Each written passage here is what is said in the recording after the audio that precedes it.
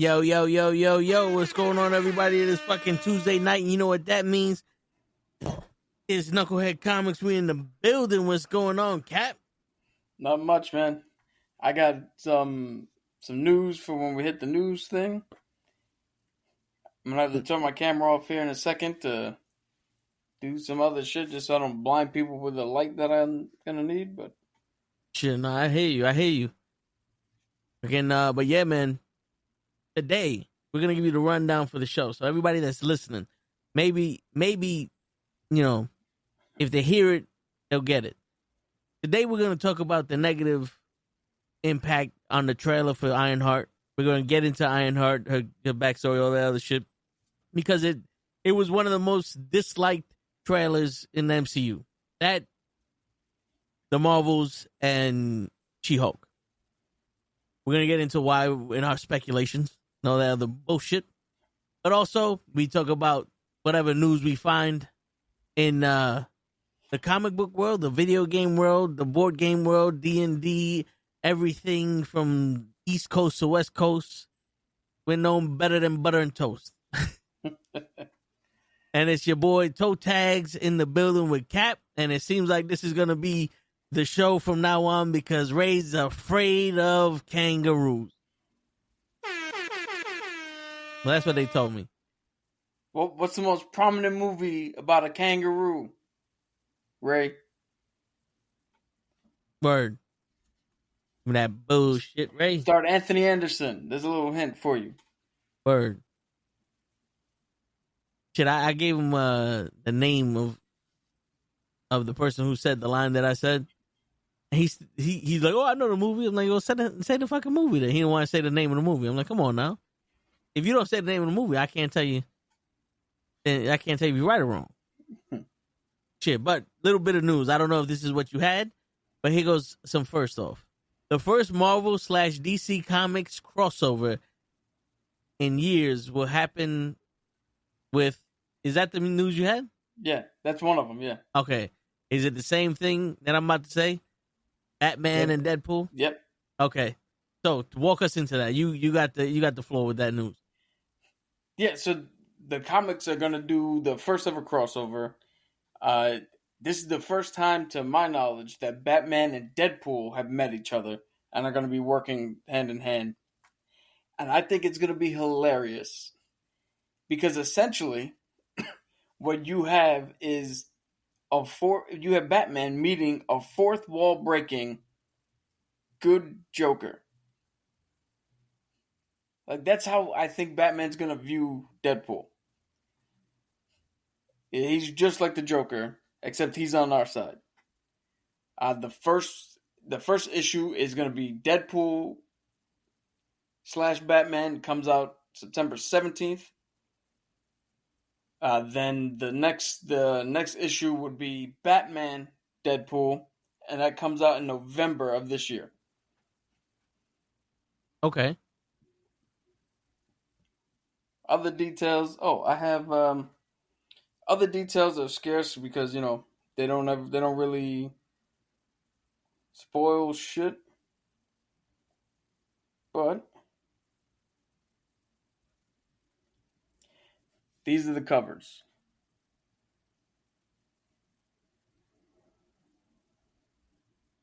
Yeah, that's dope. Now, I know Batman is the king of preparation, but how does Batman beat Deadpool?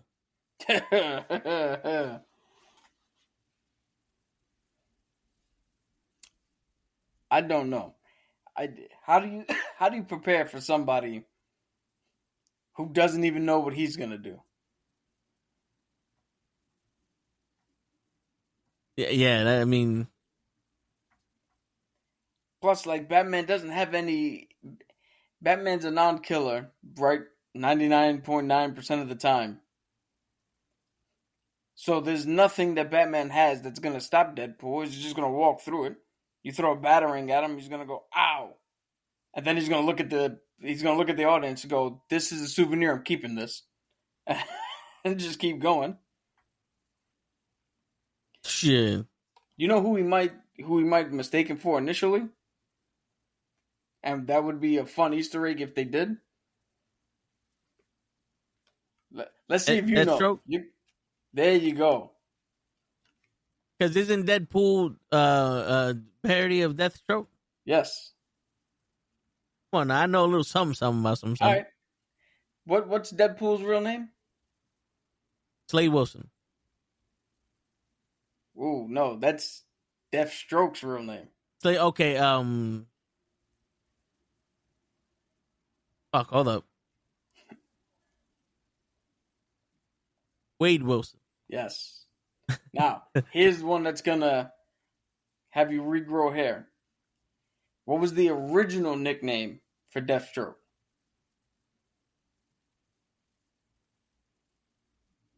The killer with a mouth. The assassin with a mouth. Oh. No. The dumbass with a sword. No. It's got nothing to do with what they call Deadpool. Okay. The original nickname for Deathstroke? Yeah. Like when you look at him, he was presented as Deathstroke blank blank. Deathstroke. The Punisher. Ooh, close. Dun dun dun dun dun. The Terminator? Yep. Oh shit. Deathstroke the Terminator. Quick side note. So I'm reading somewhere. Is you put the touch of paint on. Then when that dries, you put the clear coat on. You give it a few days to let it harden. Then you try to go over with polish. So we're gonna do that. Yeah, but they I'm gonna say go blank right now so I can put yeah. this. They say that if you're taking the clear coat off when you polish or whatever, it could be that it's not adhering to the stuff, or you're not giving it ample time to dry, or try a clear coat. So let's try that. Yeah. So the next set of news. Also, I know when I described what type of shit we talk about, Star Wars has to be it, because we did almost 200 fucking shows, and Star Wars has been most of it. So here goes some more news for everybody that's keeping up with the game at home. Yeah, cabs. Yeah. Hayden Christensen's Anakin Skywalker confirmed for Ahsoka Season 2. Okay. So, Hayden Christensen will officially be returning to Star Wars as Anakin Skywalker in Ahsoka Season 2, celebrating 2025. So now the question is, are you excited for his return? Is he going to be a Force Ghost again? Is this going to be memories?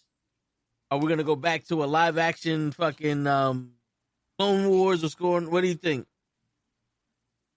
All the above. I think he's definitely going to be memories, flashbacks. They're gonna try to do some cool shit where they bring in the live action Clone Wars shit that they didn't get to do the first time around.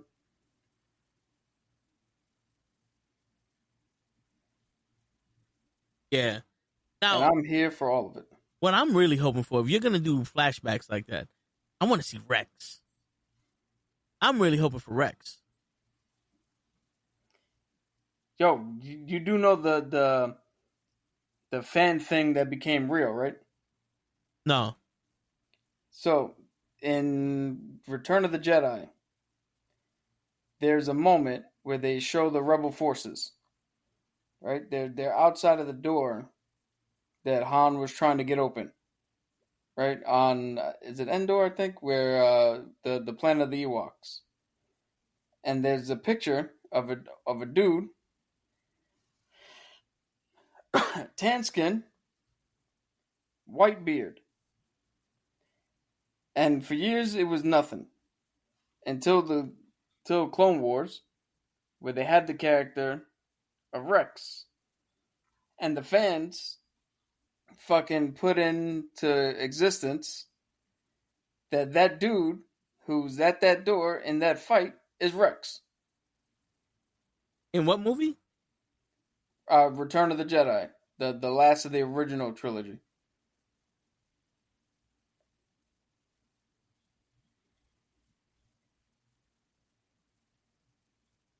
Hold up. I'm going to share some on the screen.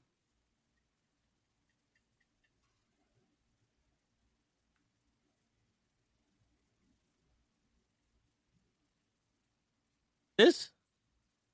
Yep. That's Rex. According to fans, they wanted him to. They willed it into existence that is now canon. I believe it is official canon from I think Disney or some shit. That is indeed Rex. Oh shit.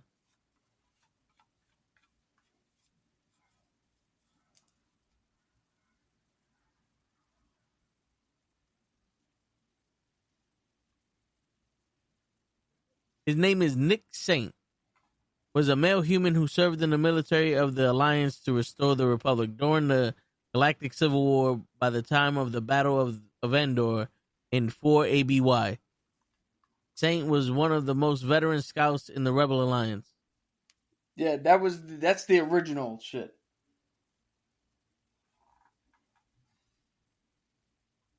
I think the one thing I have really thought about is I really do think that Rex is the guy on Endor. I really do. Why else is there a bearded old guy on Endor? Tano. Why? It makes no sense. If you don't want that to happen, do you know what that means? I'm going to make that happen. I'm getting like Palpatine. I'm getting power. I'm getting power crazy. That's Dave Filoni on his belief that Nick Saint and Captain Rex are one and the same. Yeah. See, even Dave Filoni. So that's the dude who did the whole.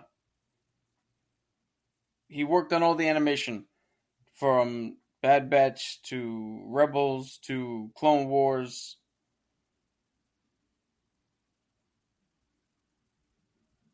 Shit.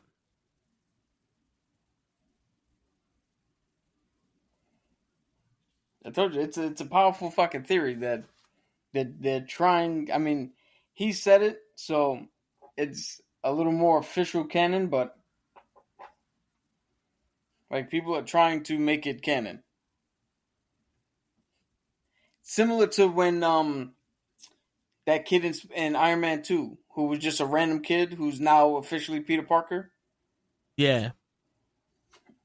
I mean, well, I know Return of the Jedi, they didn't really have any plans for this fucking guy. That's probably just the biggest coincidence in the history of coincidences. Yeah. But do you think that they actually was trying to make him Peter Parker, that kid? No. That's another one where they just, the fans came up with a theory too good, and Feige was like, fuck it, let's run with it. They're right. Word. I'm going to do one more quote in about 15 minutes. All right. Yeah, because you know what the funny thing is? I think the best application for the paint is the aerosol can. Yeah. But the aerosol can costs more than just the fucking replacement part. Yeah. What I would have done was, instead of trying to get just that one line out, yeah, I would have sanded down a big area, then fill in the gap and thin it out like the bondo to extend to kind of like blend into that area. Yeah. And then just one shot, paint that area. With the little shit I bought, or the whole... Well, I would have had the spray can, because that gives you the best advantage for coverage.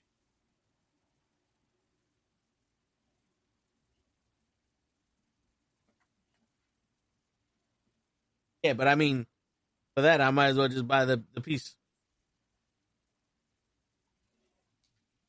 Well, I mean, this is going off of the feasibility and affordability of it. Yeah. Because you know what Mike Tyson said. Everybody has a plan until Evander Holyfield bites you in your ear. So, while I have the screen here, my second thing of news that I have: Avengers Doomsday and subsequently Avengers Secret Wars have now been pushed back. They were supposed to come out in May of next year, and then I think at the end of next year, in 2026. But now it's December of next year for Doomsday, and December of 2027 for Secret War. Shit. Well, I think this is actually a good thing because they just started filming in April. So that would have left, what was it, in May of next year? So that would have left April, May, June, July, August, September, October, November, December, January, February, March, April, May. A little over a year to shoot a movie, reshoot some scenes, edit a movie, get all the digital effects, timing for all the characters that are going to be in, who's available when, who's available where. Now that they don't got to worry about it and they can push it as far as possible, as reasonably possible, it should be for the better. Because the last thing you want is for Thunderbolts to be good, Fantastic Four to be good, and now the cachet is starting to rise again, and then you crap the bed with Doomsday, because then nobody's going to give a shit when we get to Secret War. Yeah, that's true.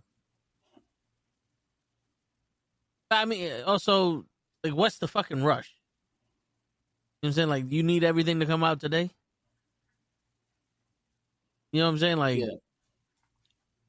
I would rather a good movie than the shit come out now and it's shit. I don't need sometimes good, sometimes maybe shit. We don't need that. No, we need Thunderbolts level execution and storytelling from here on out. Right. Speaking of which, the director of Thunderbolts, which I will look up the name, you would think that if I was talking about this shit, try to be a little professional, I'd have the names ready, but I'm not the YouTuber, he is. Word. Remember that. The director, Jake. I'm gonna call him Jake because I can't pronounce his last name. I'm not even gonna try to butcher that shit. He is being in talks to take over the X-Men and do the X-Men movies once they join the MCU officially. Okay. And he did the Thunderbolts, right? Yes. I mean, shit. The Thunderbolts was a good team movie. Yeah, and he handled each individual power set and each individual struggle in a way that added to the movie and didn't subtract nobody. Clearly Yelena was the lead, but she wasn't the most important. Yeah. She was an important piece of the ensemble. Yeah. Which I think you need to do with the X-Men because it started, even in the comics and the cartoons and the movie, it started becoming a little Wolverine-centric. And I know Wolverine is everybody's favorite, but it's X-Men. It's not Wolverine and the X-Men. Yeah. They added him to the X-Men after the fact. Yeah. Shit, speaking of fact, here goes a fun fact for you. 11 years ago today, Charlie Cox was cast as Matt Murdock in Marvel's Netflix Daredevil series. So he's been Daredevil for 11 years. I wonder where he stands in the length of time playing a character. Because we know for a fact Hugh Jackman's got it unlocked. Like, Hugh Jackman's been Wolverine since, 2000? The first X-Men came out? So for 25 years, he's been Wolverine? Yeah.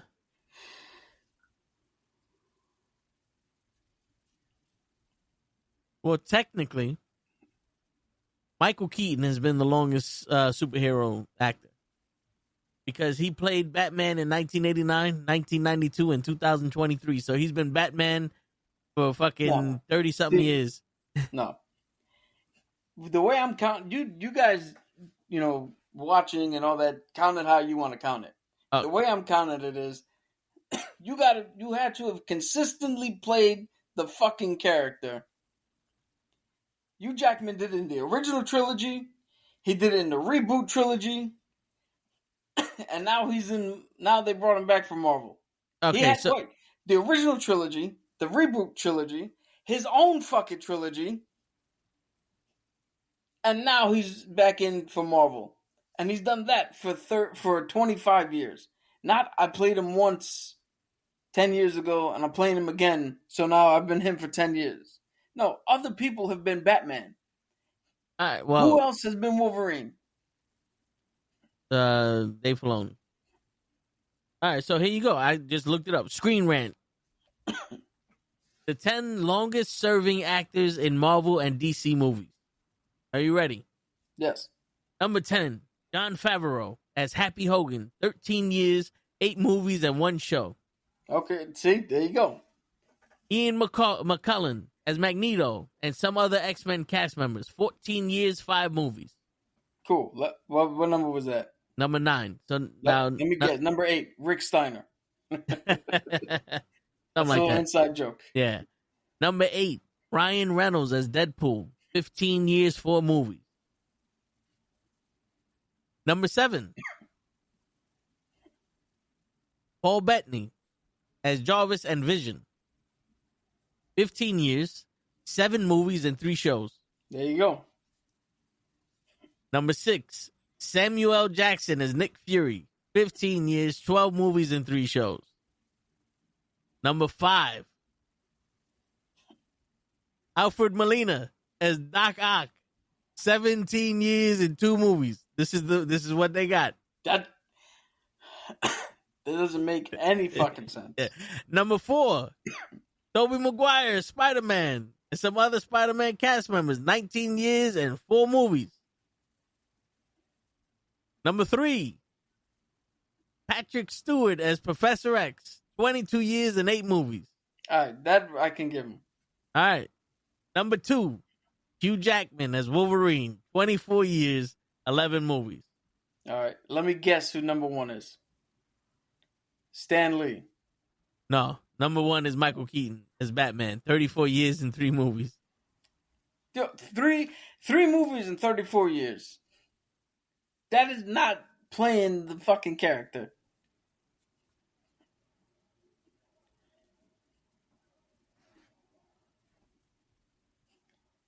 That's like claiming you're the greatest Latin lover in the history of Latin lovers because you had sex once 15 years ago and then again today. And you're like, yo, I've spent 15 years of this shit. No, you didn't fucking... Well, I mean, if you're going to fucking really do some shit, they forgot, what's his name is the Joker? Matt Hamill? Yeah, if they're doing TV, right? Kevin Conroy was fucking Batman longer than Michael Keaton. Yeah. Because think about it, he did 3 movies? How long is each movie? If you're lucky, 2.5 hours. No, not playing on screen. Like to make a movie. Let's say, let's give a year. Okay. Right? It took him 3 years to do 3 movies to play Batman. Kevin Conroy has been Batman for how long until he passed? This dude has been Joker. Mark Hamill has been Joker for how long? Doing different video games, movies, TV shows. Yeah. And hold up.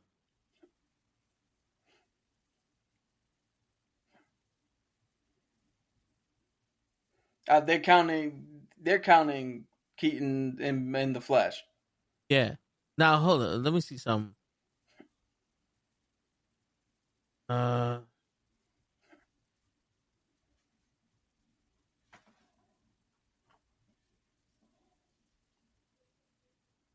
Now they said Hugh Jackman was 24 years. Something like that. Okay. Gotta be 25. No, because he didn't do a movie this year. So all right. So let's say 24 years, right? If we're doing the math, then Wesley Snipes has been Blade for 27 years. Yeah. And 4 if you movies. want to fucking do it that way, he had his own trilogy. Yeah. And came back again. Yeah, so Blade is the longest running fucking character. And he's the only, him and Hugh Jackman are the only Wolverines and the only Blades. Because I don't count that fucking TV show. And the movie hasn't come out yet. So there you go. Wesley Snipes. Passenger 57. Oh, speaking of Blade, they show the confirmed in the works and could launch in 2027. They showed the, I guess the box cover for the video game. Oh, that looks pretty dope. Yeah, The Dawn of Vampires. They can make a video game about the beginning of Blade, but they can't make a movie about the beginning of Blade.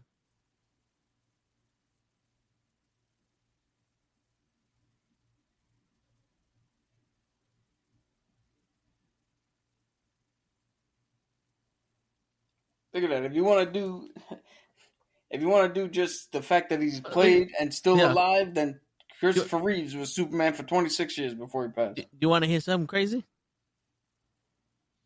On the bottom of this, you know the little copyright section, you know what it says? I'm going to tell you, look.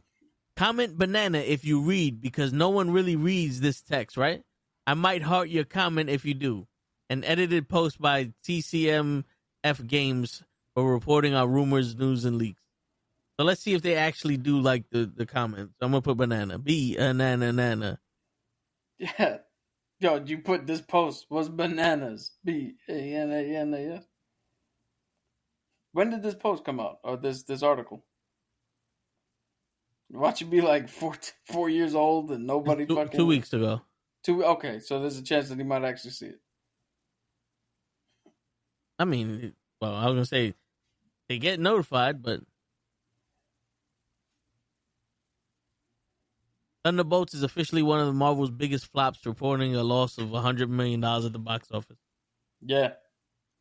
Which is crazy because Thunderbolts is a fucking excellent movie. Go back and watch it and watch me say that Thunderbolts was going to be the best out of the 3 movies coming out this year and the lowest grossing of the 3 coming out this year. Yeah, you did say that. The best out of the 3, but the worst fucking performance. Sinners he got made, but Blade had trouble. Yo, I mean, dude, Mr. Local, I have been screaming about this for 35 years. Since we're gonna do this shit. Since when was the first Blade came out? 1998. 1998. From 1998 till now, I've been saying it.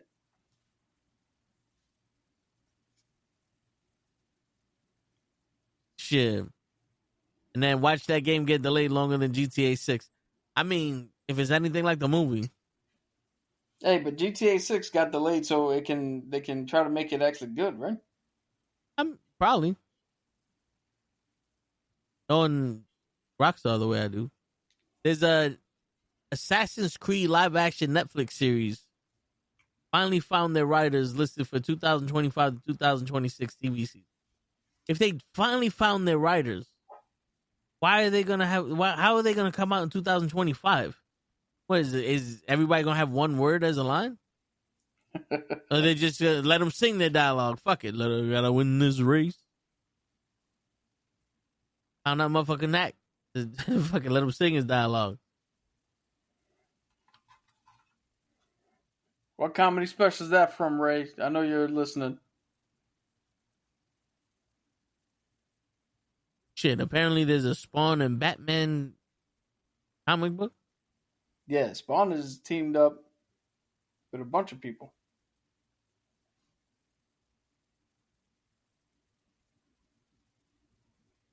Okay.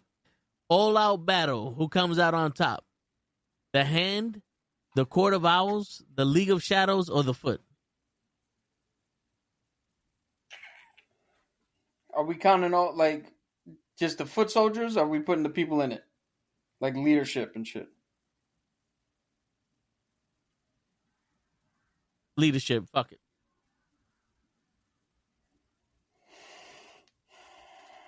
League of Shadows. Is it Ra's al Ghul? Ra's al Ghul, Talia al Ghul. I can't remember her name, but the Lady Shiva. That's the one Leia always brings up for these arguments. Okay, so here's a question for you now. Do you think, in your heart of hearts, that Lady Shiva can beat Shredder in a fight? Lady Shiva would take him up to a roof and drop him in the back of a trash compactor.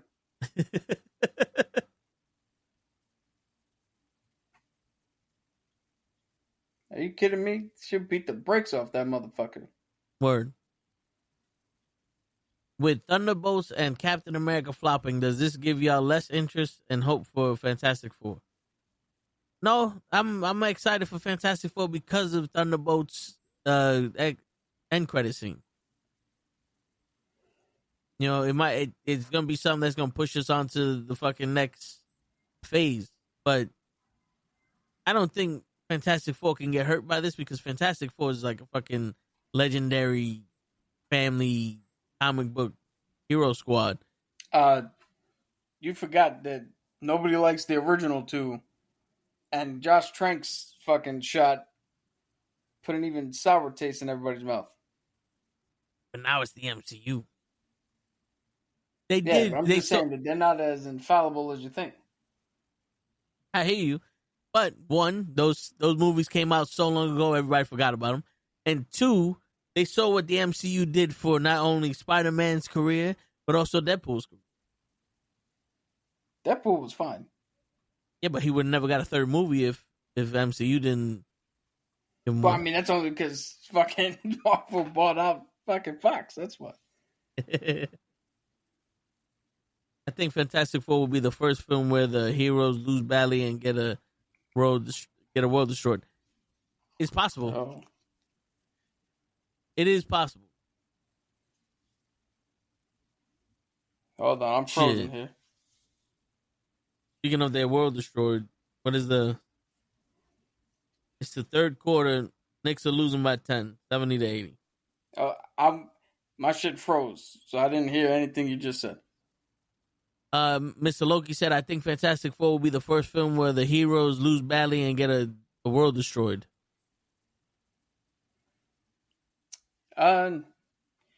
Yeah. I think we're going to see the reason. I think we're going to see the reason why Reed Richards has to do something drastic and might become... All right, I think Cap got Oh, there you go. All right, you said the last thing we heard was we think is the reason. So I think we're gonna see the reason why Reed Richards has to do something drastic and becomes the Maker. And by the end of Secret War. Okay. Because he's gonna run into this problem that he can't solve, and he's gonna wind up accidentally making it worse, and in doing so, it's gonna push him to a place that he never really wanted to go. His family doesn't really want him to go, but he's gonna have to do it to get out of the fucking. To get out of battle, what I'm assuming is going to be Battle World, because it's Secret Invasion, Secret Wars. Yeah. I am guesstimating that Doom traps them in there and sends their ass home, or the Silver Surfer sends their ass here. I don't think that they're going to be on that ship willingly. You know what? I think they are. I think it's going to be a thing where they try to... I think it's going to be a thing where they're going to try to stop Galactus, right? But their Silver Surfer is gonna it's gonna be like, yo, you might stop him for today, but you can't stop him permanently. And if anybody's gonna send him off, Silver Surfer's gonna send him off, It's gonna kicking be and screaming. And then they're gonna come here and be like, yo, our big threat is Galactus. Our big threat is Galactus. And they're gonna prime everybody to be like, who the fuck is Galactus? He's gonna come here and eat the world. Okay, cool. We can now get Eternals. Somebody who was there when Ereshkigal showed up. I was like, yo, is it like the big dude in England? Or the head that came out of the ocean? And then all of a sudden, Galactus doesn't come to our universe. Or that Galactus doesn't come here. Doom is our fucking big problem that nobody saw coming. Because Doom also came here to escape from a universe in which Galactus destroyed his world, his Earth. And when he hears that the Fantastic Four had a shot and ran, right? Yeah. He's now pissed at Reed Richards, who's supposed to be the smartest man alive. That's now his attack on the Fantastic Four. He now has to make a power play because this world hasn't had that instance yet, right? They don't know about Galactus yet here. Yeah. So what do? If you're trying to stop Galactus, you either do one or two things. You either try to assemble the most powerful beings you can, or maybe in the case of Doctor Doom, you try to take the power from the most powerful people you can. And what's the best way to do both? You create Battle World. You do Secret War. You have everybody fight. And you assess, can I use them? Or do I need to take from them? And you pull in from every world you can. Because Galactus hit multiple different things. That means either he's going universe to universe, or there's one in each universe. Shit. How would you do it? Would you do it one as each universe? Yeah. I would do it one in each universe. And we saw Galactus and Silver Surfer so this is how I would do it. We see the female Silver Surfer, which Galactus has had female heralds before. All right? Yeah. So that's not too much of an issue. But we see that one in Fantastic Four. We get a flashback with Galactus and another herald destroying Doom's planet, his Earth and his universe. Right? And then we get in ours, if we ever get our Galactus, we get Norrin Radd, the Silver Surfer, in ours. And then when he comes here, we can get him to turn because we already have knowledge of Galactus. So when he comes down to scout the planet, we can confront him and be like, yo, we know what you're here for. We know what you're trying to do. And it can give Norrin Radd the opportunity to be like, I really don't want to do this.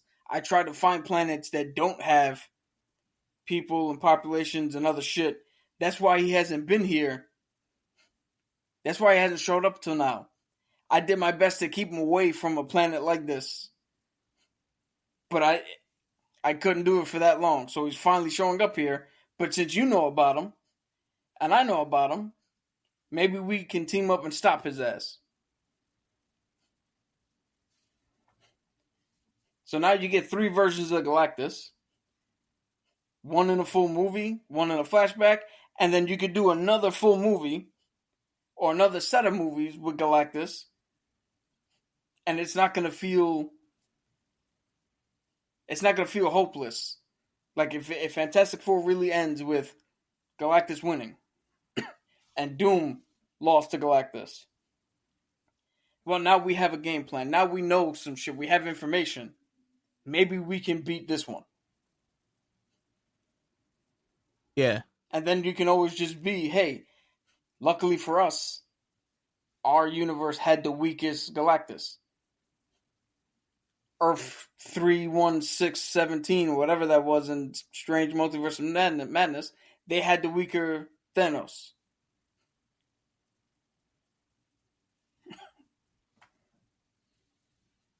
Yeah.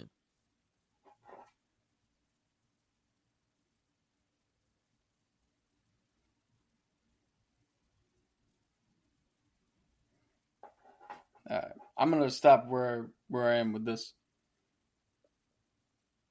with the side project. Why you think that's good? Yeah, because that should be 3. There should be 3 coats there.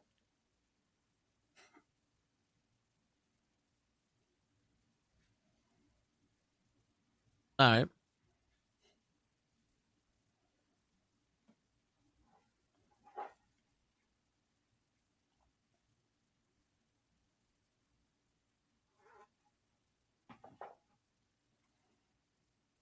So you saying tomorrow when we wake up I would say, to be honest, probably around this time tomorrow.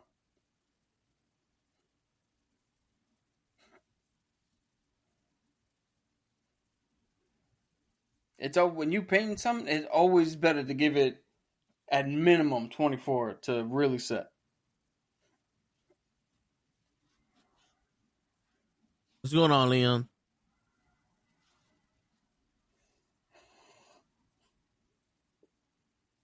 Do you have any other news? I believe so. Hold up. Let's see. Oh yeah. So, new look at Eyes of Wakanda, a 4-part animated anthology series that follows warriors throughout Wakandan history, tasked to travel the world, retrieving dangerous vibranium artifacts. So this has nothing to do with MCU movies. Yes. So this is going to be like the Tales of the Jedi or Tales of the Sith, where it's a small anthology that just gives you a little more story of an event that happened in the MCU, but we just didn't hone in on. So we're going to see people that we're going to like more than anything else, and I mean, they run that risk. and we're going to be like, yo, we like this person. And I'm like, sorry, nope. Definitely run that risk. I mean, it's better than the fucking human duck hybrid from What If? Yeah. Yeah, because that was kind of stupid. Oh, Mr. Logan, that's one that I'm curious to watch. But I gotta be honest. When I first saw the trailer to John Wick, I was enamored. I was like, yo, I'm gonna see this movie no matter what the fuck happens. Loved the first John Wick movie. Hated the second one, but I wasn't in the right mind frame when I saw it. When I rewatched it, it was better. Thought the third one ended perfectly. It was like, yo, we don't need any more. Was disappointed in the fourth one. It just went too fucking far. But like, yo, you can't beat this man like that. Like, this is just too much. And now, Ballerina, all right, it's Ana de Almas. It's happening before some of this shit, so okay, I'm all right with it. But I hear they're doing a fifth one, and if he comes back for a fifth one, how much more do we need to watch this man get beat? Yeah. I mean, at this point, how many times he's going to die? He died in the second one. And then he died in the third one. Died in the fourth one. Yo, this man fell down the stairs for 15 minutes of a scene. How much more can this man take? Word. Ain't no amount of suits that can help you out with that. All right, then in more news. Before we move on, just think about it. You're the high table. Right? You saw him lay waste to a crime boss in part 1. In part 2, he walked into the Continental and shot one of your members point blank in the fucking head. Part 3, you couldn't kill him. Part 4, he outsmarted your fucking high table member and killed him. When are you gonna be like, you know what? The Baba Yaga, we let him be. You retired, John. Get out of here. Matter of fact, $40 million, no one touches him. Right? Shit. Because it's starting to be like a Fast and the Furious movie. We didn't see the body. Like, we actually saw this motherfucker die. You know, shit has to end. This is like they were talking about doing a remake of fuck, what movie was it? Rambo, I think it was, or something like that. And I'm sitting there going, for why? Yo, if you want to make a Rambo movie, make a fucking a movie that's like Rambo and call it something else. You know, call it. He ain't got no fucking legs. You ain't gotta call it Rambo. Like, what the fuck is the point? We're gonna remake this movie. No, you're not. You're just gonna make another stupid ass movie and call it Rambo to try to get money off it. All right, another news. Mark Ruffalo will play a bigger role as Bruce Banner in Spider-Man's Brand New Day, not just a small cameo. Well, this is my gripe. What are you gonna do with Bruce Banner in a fucking bigger role on the movies? You already gave one of his primary fucking storylines to Thor with fucking Planet Hulk. So what is he gonna do? Is he gonna be fucking Megaton 4000 Hulk? Is fucking Spider-Man gonna go into gamma radiation and the Hulk is gonna be like, all right, Peter. He's like, you just call me Peter. He's like, yeah, Hulk remember, Bruce don't. Like, are we gonna get that scene? Yo, they can do. There's a lot of shit that happens between Spider-Man and the Hulk, and we do have an opportunity for one of these villains. Maybe not. Who the villains again? It was Scorpion, Adrian Toomes as Tombstone, and who was the third one?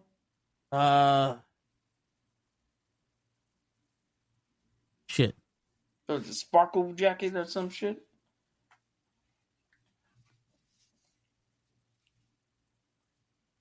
Let me look. Oh, and Boomerang. Boomerang. All right, so it's not gonna be Boomerang and Scorpion. Maybe Adrian Toomes shows up because whoever hired him has a way to trigger the Hulk. And we've been getting nothing but Bruce Banner this whole time, right? Yeah. So now to bring him back to the Hulk, we have something to trigger him off.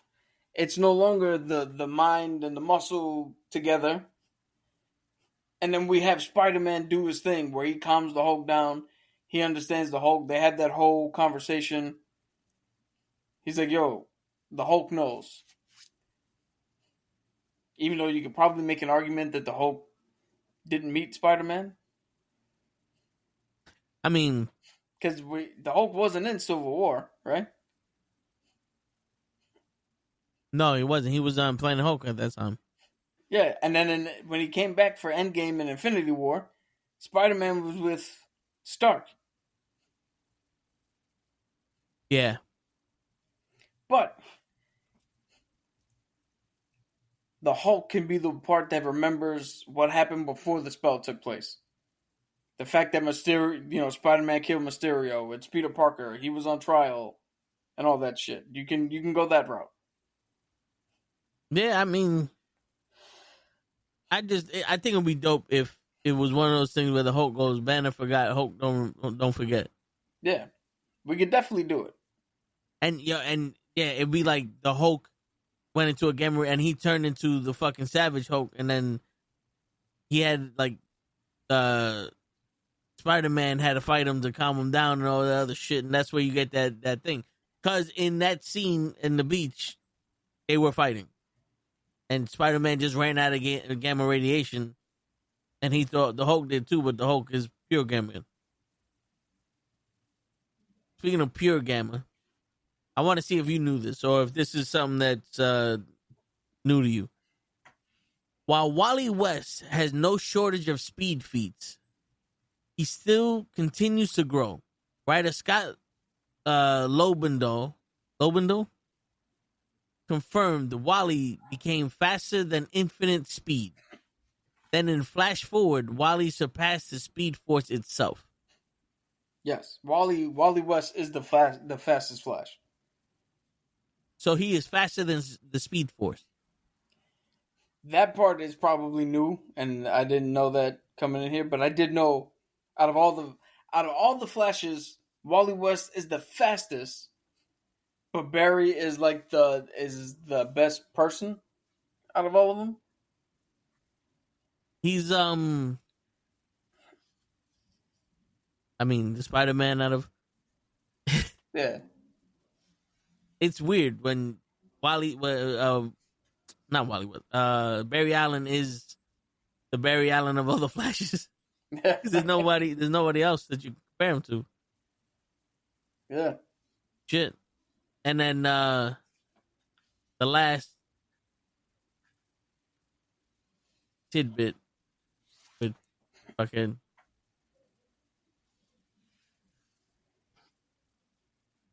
oh, here you go. This is the last thing I want to talk about because this does spark a little conversation. How do you feel about the rumors that Braun Strowman wants to play Zangief? Roman Reigns wants to play Akuma. They're saying that Jason Momoa might either be M. Bison or Blanca. And, like, there's a whole bunch of talk. Like, people are fucking making this Street Fighter movie happen whether they want to or not. Okay. Strowman as Zangief. That's the Russian wrestler. Yeah. All right, because for some reason my mind went to Dalsim. I was like, this motherfucker's gonna play an Indian yoga flame. No, him is Zangief. Okay, that's cool. Big ass wrestler played by a big ass wrestler. That makes sense. Yeah. Jason Momoa as Blanca. That could be fun. Him as M. Bison, definitely not. I don't see a way he plays M. Bison. Yeah. And Roman Reigns as Akuma is the dumbest shit. I can see Roman Reigns as M. Bison. No. M. Bison is not Samoan. Well, hold up. No, I hear you. Akuma's not Samoan. I hear you, but look. The only way I can accept an M. Bison, now that you just said no, is if you get an award-winning actor to overact in the movie. Because not for nothing, Ralph Julia did a splendid job overacting in that movie. It was like, okay, I'm going to teach y'all something. We're in a movie, and the only way to make your part believable is to act. So I'm going to show you how to do it, and I'm going to say it loud enough for everybody to hear. And Van Damme said, fuck that. I'm going to kick your ass so hard the next M. Bison wannabe is going to feel it. And Zangief was just sitting there going, you got played. That's one of my lines. But yeah. Who do you get to replace him? But, I mean, you can't recast him. So, obviously, someone else has to play M. Bison. Do you go with the we need someone that's like him, or just go, nah, I need Bison. I need a Bison here. Who's the dude from... I'll tell you right now. Because the name I have in my head, I know for a fact is incorrect. Charlie Cox. You know who I get to play M. Bison? Him. Ung Buck? From The Raid. And that Tony Jaa is Buck. Oh, that's not Tony Jaa? No. Oh, shit. He looked just like him. The Raid 2, Stuber. Yeah. He looked just like him. And I'm not saying that because they all look alike. You get that dude. You Shit. bulk him up or you put him in a fucking muscle suit, doesn't matter. And you get him to be M. Bison. Or you get him to be a Kuma. Think Who of do you him get to play Ryu? fighting the guy who's going to be Ryu. I mean, who's gonna be Ryu? Ryu, you get. I'm not prevalent with fucking Asian actors' names, but yo, fuck it, get the kid who's doing Karate Kid Legacy. Get the new Karate Kid. Okay, I can see that. I was thinking the dude who played the drunken guy in Iron Fist and Mortal you mean Kombat. The guy who plays Cole Young in Mortal Kombat? I mean, yeah, he was also in Cobra Kai, right? I don't know. You watch Cobra Kai? I don't. I believe so. I know he was Shatterstar in Deadpool 2 and in subsequent Deadpool and Wolverine. That's not the one that had the shit come out his elbows, eh? No, he had the white suit with the weird head. He did nothing in that movie. In either movie, he did nothing. But all I heard was "I think yo." I'm like, who the fuck? He could do it. I just think the problem with him in Mortal Kombat is you made a bullshit character to be an analog for the fans of a franchise that's been around since 1992. We all know what Mortal Kombat is. You don't need an analog for what? A tournament? And they do the realms and Shao Hu and Shang what and who's the motherfucker? We all know this. This isn't a fucking thing that you came up with today and nobody knew. Plus, you had Johnny Cage. The fucking reason there's a character that everybody can be like, well, this is the audience member because he don't know what the fuck's going on. I don't know what the fuck's going on. That dude's shooting shit out of his hands. This motherfucker's got ice. That dude's got 4 arms. He's shooting lasers out of his eyes. We didn't need a new guy to replace the guy that you now have to put in part 2 as the new fucking focus. That's true. Shit, it's funny. You know what they did? They turned around and was like, yo, you ever heard of this thing? It's called pizza. It's bread, it's sausage, cheese. You're going to fucking love it. Oh, cool. So how do you eat it? You eat it multiple different ways, but this is how I'm going to introduce you to pizza. And they pull up fucking pizza rolls. Oh, no. It's like, here's your foyer to pizza. It's like, no, you could have just got a fucking slice. The actual fucking thing. Yeah. Yeah. Alright, am I bugging? I can't find this motherfucker. Alright, I can't find him in the Cobra Kai section, so we're gonna have to go to Iron Fist. So then, matter of fact, just Mortal Kombat. Fuck it, let's go to him, and let's make a fucking Louis deal. 10. I'm looking at it right now. Yeah, that is the guy from Cobra Kai. Yep, he was in Cobra Kai 8 episodes. He was Sensei Wolf. Yeah, he was the guy that, not Reese, but the other guy from Cobra Kai teamed up with at the end. Who the blonde hair guy? Reese's friend. The dude with the long hair. Yeah. So he teamed up with him to embarrass Miyagi, though. I mean, you could have him as Ryu, huh? Yeah. You can, but what about him as Vegeta? He's more Goku. I was gonna say Goku, but if you actually see him act in Cobra Kai, he's more of a fucking like badass brute. I fuck you up, but I'm gonna fuck you up. Yeah, like his acting is completely like he actually acted in Cobra Kai. All right, so he's good. Like Daniel's son and Tommy went up to him and said, "Listen, this isn't like Mortal Kombat. This isn't no fantasy world you live in. This is real fucking karate. Real fucking TV. Real shit. You're gonna act." And he acted. Did a pretty good job.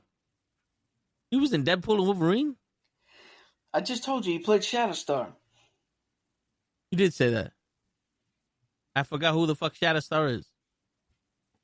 Don't worry, the writers hate Shatterstar. That's why he's in the Oh, movie. wait, he was the one with the white jacket in Daredevil 2.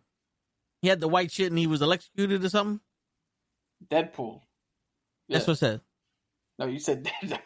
No, what you heard was what I said, but what I said was Daredevil. Yeah, again, you said Daredevil. Shit. The only reason why I wouldn't want Roman Reigns as Akuma is because I ain't never seen this motherfucker throw a kick in my life. And Akuma's supposed to be a fucking martial arts expert. Yo, you didn't know Akuma's main attack is the Superman punch? No, I didn't know that. I was too busy. Shit. Yo, side note, you ever see there's this guy named Pete Holmes where he does these skits where it's like, oh, it's Street Fighter. And it's him interviewing the Street Fighters before the tournament. And he's like, yo, we got to get travel arrangements. We got to do other thing. And he's interviewing Ryu, who's played by Zach Morris from Saved by the Bell. Right? And he's like, so, you know, when you do your special moves, do you say anything? Because we got to know if you say anything so it can get cleared by corporate and the lawyers. So that way there's, you know, no problems when we film the tournament and blah, blah, blah. He's like, yeah, I got one move. It's called the Sure You Can. And he's like, okay, sure you can. Okay, cool. He's like, you got anything else? He's like, yeah, I got the spinning kick. It's Dratadrukit. He's like, but how do you, what is that? It's like, Dratadrukit. He's like, attack the fruity kid? He's like, no, it's, and he said it again. He's like, how do you spell that? And he's like, I don't know how to spell that. It's T-U. And he's like, I don't think we can use that because we can't get that cleared. Attack the fruity kid. Shit. I think I remember that. Or I think you remember telling me about that. What that was it wasn't a pitch meeting, right? No. Pete Holmes had it on. He used to have a late night show, and that's like a skit that it would cut to every once in a while. Because he did that. He did that with the Justice League, where he was Batman interviewing Justice League members and like, "Yo, Wonder Woman, what you just got a whip? That's it? Like, what are you doing on this team?" And then she used it on him, and he started saying all these truths. He did the same thing with the X-Men, where he was Professor X. And he's like, Wolverine, you're fired. We don't need you. He's like, what? What are you talking about, Bob? He's like, you're made of the thing that our main villain manipulates. You're no use to us. He would just go around and fucking just berate all these characters as Professor X or Batman or... And what's his name again? Pete Holmes. Shit. Okay, yeah, I think I remember seeing the Xavier Woods one. The Professor X one. But, alright. Who would you say could play Akuma? If we was talking about back in the 90s, you know who I want to play Akuma? Olo. No. Well, I mean, you could put him. He's perfectly fine. Saying back in the 90s. If we're going to old school and then today, yeah. Today, I want Donnie Yen. I want Donnie Yen to, instead of being the good guy, let him be the dude who, like, with his skill, you're like, okay, I can see why nobody could beat his ass. And him being this tough and all that shit is warranted. If we're talking about back in the 90s, when the first Street Fighter movie came out, Jackie Chan. Oh, Kuma? Jackie Chan is never, to my knowledge, or he's been a villain one time, and that's in Enter the Dragon, where he was a nameless henchman who really got hit in the head with nunchucks against Bruce Lee. Yeah. And he said he milked it. Yeah. But to give him that role where he's the fucking man. Like, if you look at the movie The Foreigner, that I think is Jackie Chan's most serious role. Yeah. Where he wasn't doing the stunts to play for laughs. He was just doing the serious stunt work and serious, I gotta kick the shit out of everybody. Yeah. But he wasn't the bad guy. Like, I want to see him sink into this role where... Because think about it. He's the bad guy to us. But for him training and passing down the knowledge and doing all that shit, he doesn't think he's doing anything wrong. He thinks he found the ultimate way. He thinks he's Thanos. Yeah.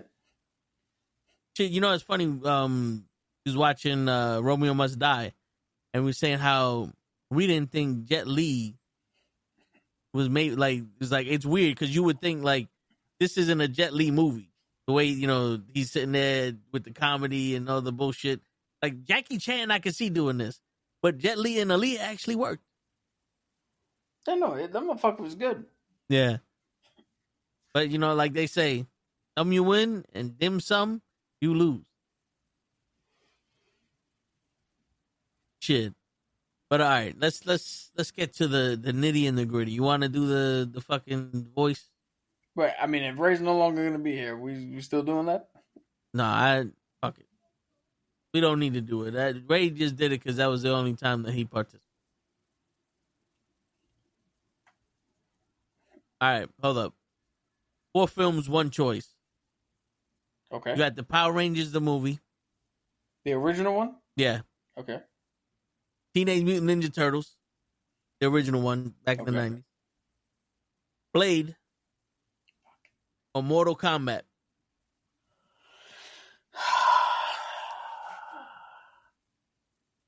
And I only get to keep one. Yeah.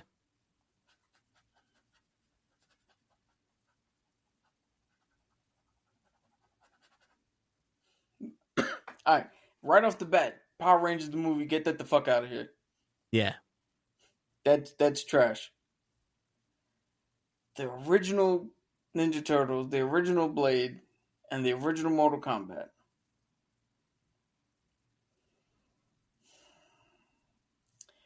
I gotta go with Mortal Kombat. Shit, I hear you. You know what's funny? I would go with Ninja Turtles. I've actually saw Ninja Turtles more times than any other movie on that list. The Dude, original... every now and again, I look up what streaming service has all the Mortal Kombat movies, and I just watch all of them. Oh, I mean, there's only 3, but... Wait, you mean the 2 original and then the remake? Yeah. All right. Shit. Happy late Memorial Day. What's going on, normal guy? Jackie Chan was badass in the film. Yeah, Jackie Chan was. Roman as Sagat.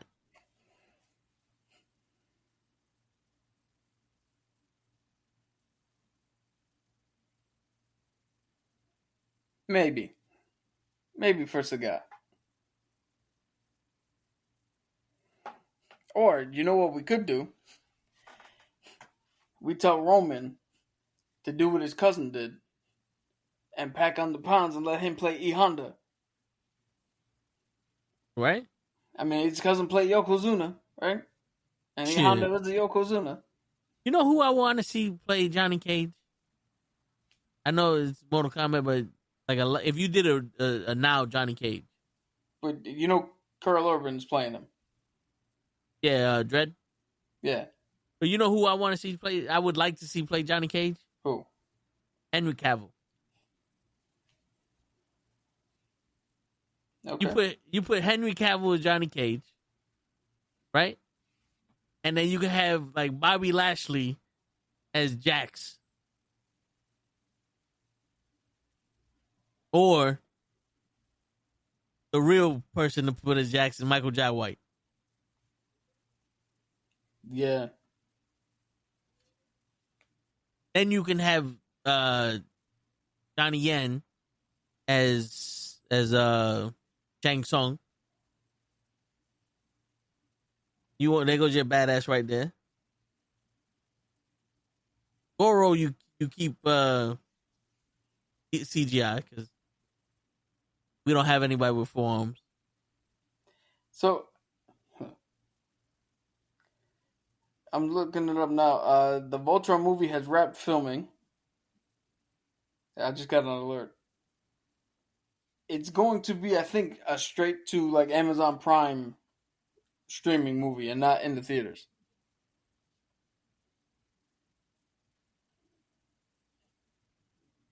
Wait, what's gonna be straight to Prime? Voltron. Shit. I mean, as much I'm a huge fan of Voltron. As much as I would like to see it on the big screen, you tell me I get to see it at home for free? Yeah. And I don't gotta go nowhere? Yeah. Shit.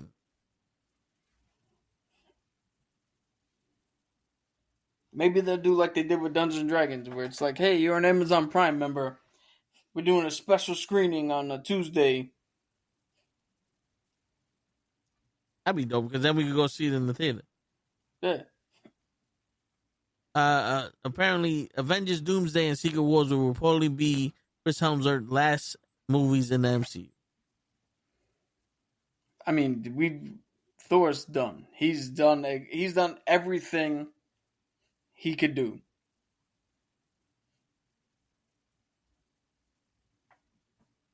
That's true. He's raising a little girl now. He don't need. Bobby has Balrog.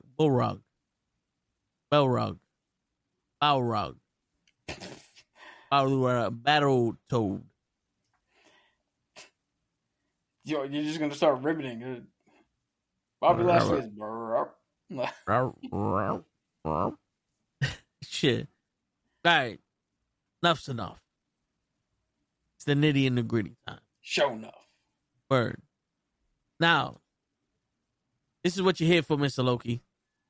This is what everybody's here for. We're gonna start bashing women. Nah. But yo, let's call a spade and keep the fucking muffins at home. Ironheart, She-Hulk, and the Marvels had the most disliked trailers in MCU. I'm very similar though. Yeah. Well, here's the thing. They were right about the She-Hulk. First 2 episodes started strong, and then that shit not only took a left turn, but it took a left turn off the bridge. They were right about the Marvels, because as much as you like it, you can't be the only one to like something and it actually be good. Well, I enjoyed it. It is different. Dude, like and enjoy is the same thing. I've never heard anybody go, I enjoyed it. Piece of shit. Never again. But I enjoyed it. I mean, it's not a fucking the best movie in the world. It's one of those like, all right, we watched it. It was enjoyable. That's why you use the word like. Like you never look at your true love and go, I like you. And then that cements it. You're married with 4 kids. Well, you actually get slapped in the face if you say that. Well, because shit, you put my food in your belly, you live under my roof, you do this, I ain't got to like you. It's my job to fucking. Yeah, that's a kid, not a. What movie is that from, Ray? And anyone in the chat? And Cap, if you know. I know James L. Jones did the original play. Yeah. And I know that Denzel did the play and then did the movie. But all I hear is a Raisin in the Sun, but that's not it. It's not a Raisin in the Sun. No, it's Fences. Huh? Fences. Yeah, that was going to be my 15th guess. Shit. All right. So Ironheart. Here's the thing. Right? Okay. So Ironheart was back in 2008. When they debuted her in the comics? Yeah, it was like 2008 to 15, in that range. They were doing this new thing where they were getting rid of all the old characters, bringing in new characters, trying to freshen up comics, get new readers. They had a thing where Iron Man died. Riri Wilson then took over the mantle and had Tony Stark as her AI, her Jarvis. He had put his subconscious into an AI, and he was helping her out. Nobody liked her when she first came out. It was one of the roughest debuts of a comic because, again, you're going to take this person who has no connection to Iron Man and make her the new Iron Man. When you have James Rhodes to fucking fill in the fucking suit. Yeah. It would have made more sense. But no, they went that way. Eventually, she got a following and everybody's cool with her. Now she's Ironheart. And now she's, on the back burner. Doesn't really do much, but she's a little more accepted now. You again have this lady show up in Wakanda Forever. She did a thing. Here's my issue with it. I don't care that somebody saw Iron Man and got inspired and went, hey, I'm technologically savvy. I'm intelligent. I could see what he did and try to emulate it because I'm inspired by what he did and I want to do the same. I got no problem being inspired by somebody and try to take up what they've done. Right? That is not my issue. My issue is, and I hope it's only for the trailer and not in the show, but you kicked yourself with this line. What do you want to build? And she goes, something iconic. Bitch, you ripping off Iron Man. The actual icon of the MCU. He's the icon. He's the first MCU guy. Yeah. Like, what the fuck are you gonna do that's more iconic than the man who fucking snapped Thanos out of existence and saved the entire universe? You can't. Yeah. You can't do anything more iconic than that. Yeah. Then there's the line about the line that everybody else brings up.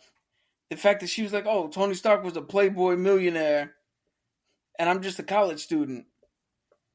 And it's like, okay, but when Tony Stark had to build the suit, which everybody points out, I'm not, the first to point this out, but yeah, when he had to build the suit, he had a bunch of scrap metal in a fucking cave with no resources. We're literally watching you talk to a guy. He's like, here's all the money you need. Build the suit you want. You went to fucking Wakanda to build your upgraded suit. What advantages did he have being a billionaire that you didn't have? You got taught by Wakanda. Yeah. This motherfucker's giving you money. You're at MIT. Like, you're not building this in a fucking one-room studio apartment with the fucking shit that your cat drags in. Like, Peter Parker actually came in with fucking VCR equipment and shit he found in a dumpster to help build his version of his Spider-Man suit before Tony Stark gave him a fucking suit. That dude had no fucking, like, he was doing nothing, something with nothing. So why are we taking this route? You're already shooting yourself in the foot by taking somebody who means absolutely nothing in the MCU right now.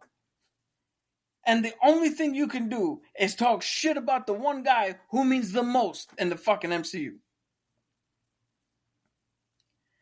Yeah. You're shooting yourselves in the foot. It doesn't have to be this way. She could have been Just the biggest fucking... We know Peter Parker loves Iron Man. He got to meet him. Well, what if there was somebody else out there who was just as big of a fan of Iron Man, just never got the shot to fucking meet him? But who did she meet? She met Shuri in Wakanda. You know, not for nothing, you can make her a nerd also, where she's not the coolest fucking person in the world, but she's smart and she likes Gundam, and that's why her suit looks like a fucking Gundam robot and not Iron Man's fucking suit. And with Wakanda teaching her to put together a mech suit like that with vibranium, she did it with what she had, and people were just like, "Oh, she's on the Tony Stark grant. Oh, look, this fucking Iron Heart, because she got a heart on this shit." And she's like, "I'm not fucking Iron Man," and it just sticks with her. Yeah, there's a million ways. Yo, I know you do the wrestling shit on Thursday. Yeah. Right? There was oh, what the fuck were they called?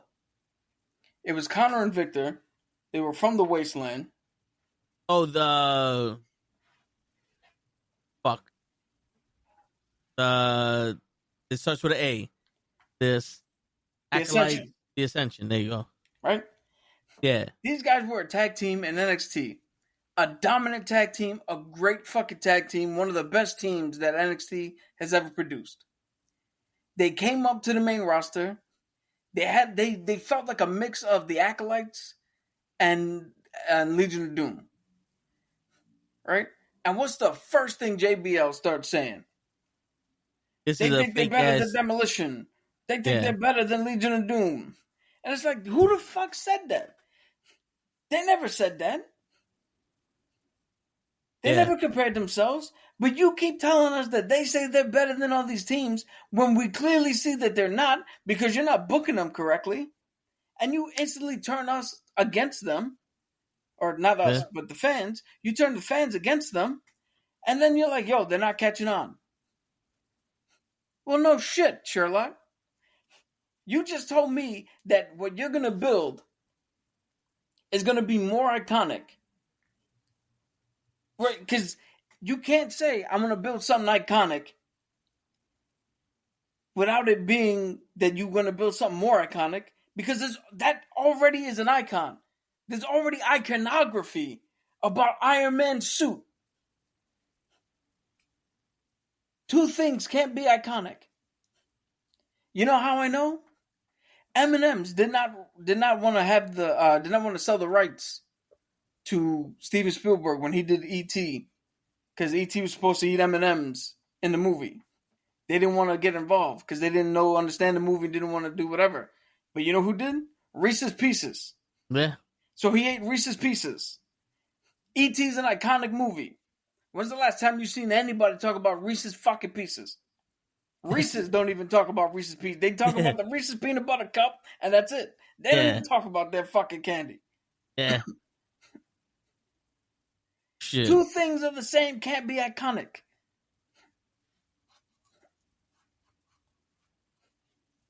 That's true. She could have said, what do you want to build? The next iconic symbol. Or, what do you want to build? Something inspired. All you got to say. And now, if you want to do the full range, who were you inspired by? Tony Stark. You could have rewrote the line. He was a billionaire, but when push came to shove, he made his suit out of nothing. Boom. Now she's showing reverence. She's showing that, she's showing respect for the legacy that was left behind. We're good to go. She's a fan. She's like us. She has a chance to build a suit. She built the suit. Or if you wanna just, for some reason, like I feel Marvel would do, is keep the races fucking separate. And if you wanna know why I say that, look at, was it in the Marvels? It was in the Marvels. Look at how Samuel L. Jackson's Nick Fury talks to Kamala Khan versus how he talks to Carol Danvers versus how he talks to fucking Spectre. I need you to fly. I can't fly. Black Arrow magic. Yeah. I don't see you saying shit like that to anybody else. So if you want to keep everything in that field, she's not a fan of Tony Stark because Tony Stark was the playboy idiot. You know, she's a fan of James Rhodes. That's why her suit looks bulky and big like War Machine and not Iron Man. Yeah. Shit. That makes sense. And you could have Don Cheadle's character fucking almost mentor or some shit. Yeah, I think originally he was supposed to show up because this was supposed to tie into Armor Wars, which I don't know if that's a thing anymore. I don't know if it's a TV show or a movie or if it's even happening. That is kind of like faded out into obscurity.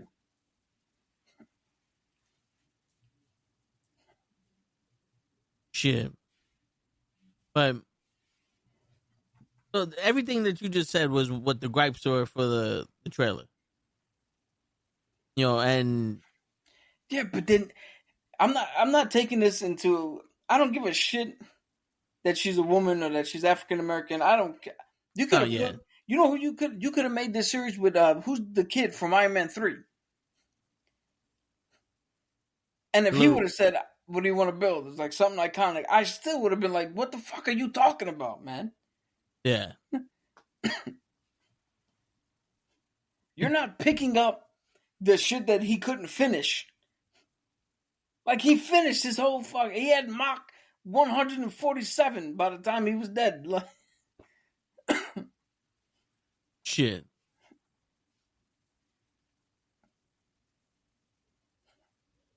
What are your thoughts?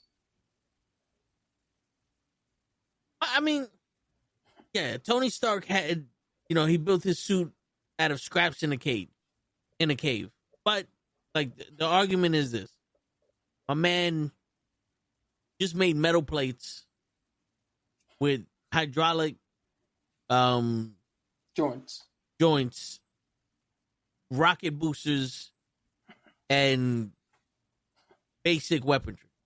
Like, that Mach 1 was not Iron Man. It was just an iron suit, a lead suit, right? But what was impressive was the arc reactor he made from the Jericho missile. That's something she can't get at a wholesale store. That's something I don't think she can do. Yeah, you know what I'm saying? But, like, now, to make a suit, Hammer made suits. It didn't work, but he made suits. There's a lot of technical geniuses out there that made suits. So for her to make a suit isn't really all that. Now, another thing that they don't take into consideration is that she learned from Wakanda.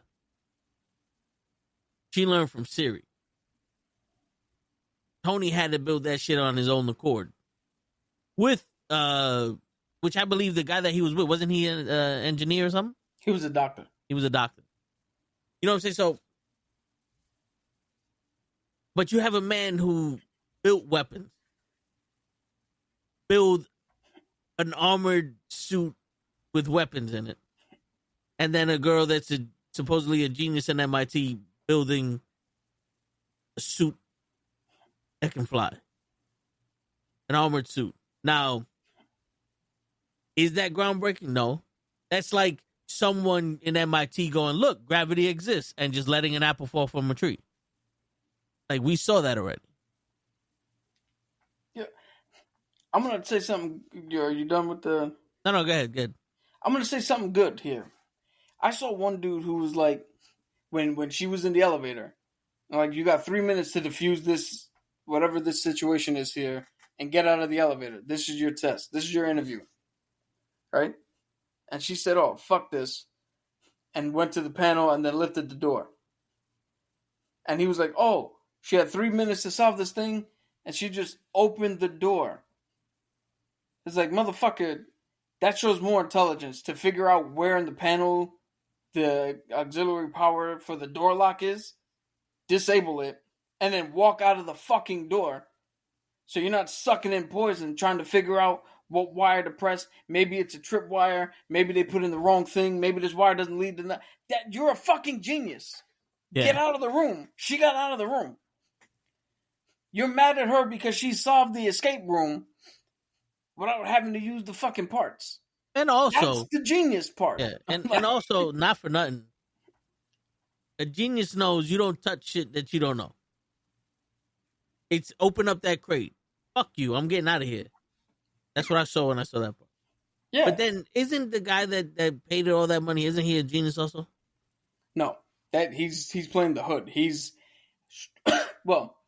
he's a street level like crime boss organization genius because he outsmarted in the comics. He outsmarted Kingpin and took over the criminal world for a little bit.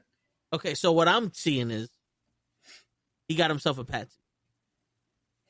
Yeah, He's a patsy. He's the cult of personality. Yeah. He's the dude that says the pretty words and people follow him. And you're like, why are you following this guy? Except his hood actually allows him to do some shit. And he's an occultist. So he's got some occult markings that also enhance him a little bit. But other than that, you're like, why are we I would be like, why are we following him? Yeah. And everybody's like, but he spoke. We must follow. It's like, what? A great white buffalo.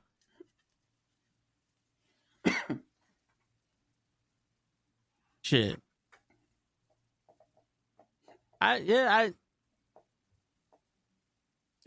think this show is going to be like Agatha. I think this show's going to be a sleeper. Sorry to cut you off. Because, like, everybody's so focused on her, where I think she's going to have pivotal moments in the show, but the most interesting part of it is probably going to be the hood. Because that guy has charisma. The fucking guy that's playing the hood, he's Anthony from Ramos. like, he has charisma. His story is, like, the shit that he did already in there is like, okay, this guy is definitely the money so far, you know, even though he's probably going to be the main bad guy. But it's probably going to be a story of my man found her weakness, and that was unlimited fucking access to shit. Like, you know, I have unlimited money. She got a taste of that shit in Wakanda, and now she got it, and, you know, it's almost like those kids in Die Hard 3. What are you doing here? With all the cops down at 51st Street, it's like you go rob Fort Knox. Oh, shit, it was a deploy. Like, it was, you know, like, no one's caring about what she's doing. And this is probably going to be the show that shows us her, what is that, access point? The time where she needs to learn how to become a hero? Like, so something tragic might happen here? Yeah. But, I mean, I know people are just sitting there, like, this is what Tony Stark did, like how you just did, right? But I don't think it's that fucking... I think the reason they put that line in there is to attract more women. Like, in all honesty, what do you want to build? Something iconic. And then you're like, oh, look, this woman is going to be iconic. And then, you know, like, you know what I'm saying? Okay. Like the woman power shit. Now, here's where you can make a misstep with that. I think he was. He's the same guy in Transformers Rise of the Beast. Yeah. Here's where you can make a misstep with that. Let's say you get the women in there, right? 50% of them are just going to watch because, oh, women power, yay. The other 50% are going to turn around and go to whoever their men are and go, who's this Ironheart girl who's going to be an icon? And all the men are going to turn around and be like, burr, burr, burr, burr, exactly what I just did. And those 50% of women are go, oh, so she's just going to follow what the fucking man did? She's not even going to do her own shit? And boom, you lost 50% of the women that you thought you had and all the men. Because you decided that women's empowerment was more important than portraying an empowerment story for your female character, which are two vastly different things. Atomic Blonde, a movie about a woman who's a spy who struggled her way through shit that was a very good fucking movie. Charlie's Angels, the new one, a women's empowerment movie. They're good at this because they're women, and women are good at blah, blah, blah. Vastly different tones. Vastly different audience that you set out. Pray. When everybody was like, oh, they're doing women's empowerment again because the female's gonna fight the fucking predator and blah, blah, blah, blah, blah. And then you watch the movie and you go, oh no, this has nothing to do with female empowerment and all to do with she wants to be able to do what her brother wants to be able to do. Because it makes no sense in that dynamic that if you're capable, you still have to sit on the sidelines. Yeah. It makes sense why you would stay on the sideline if you're not capable. And then what happens? The movie's pretty fucking good. Everybody likes it. Nobody's saying shit about it. And she outsmarted the fucking predator. She didn't outstrength him. Yeah. Because you got to make it practical. Yeah, so there's two different things at play here. You can make a female character that's strong, independent, thinks on her own, badass. And you know how I know? Ripley from Aliens. It's been done. And that was in the 80s. Yeah. Sarah fucking Connors from the Terminator films. Like, it's been done. You know what? You know what I think the people got an issue with nowadays when they do the woman thing? It's so easy for them. You know, like how you always bring up She-Hulk. She could control the Hulk just because I got a period and shit. People hit on me. Like, what? You can control your anger because people hit on you? Yo, when you you could have just said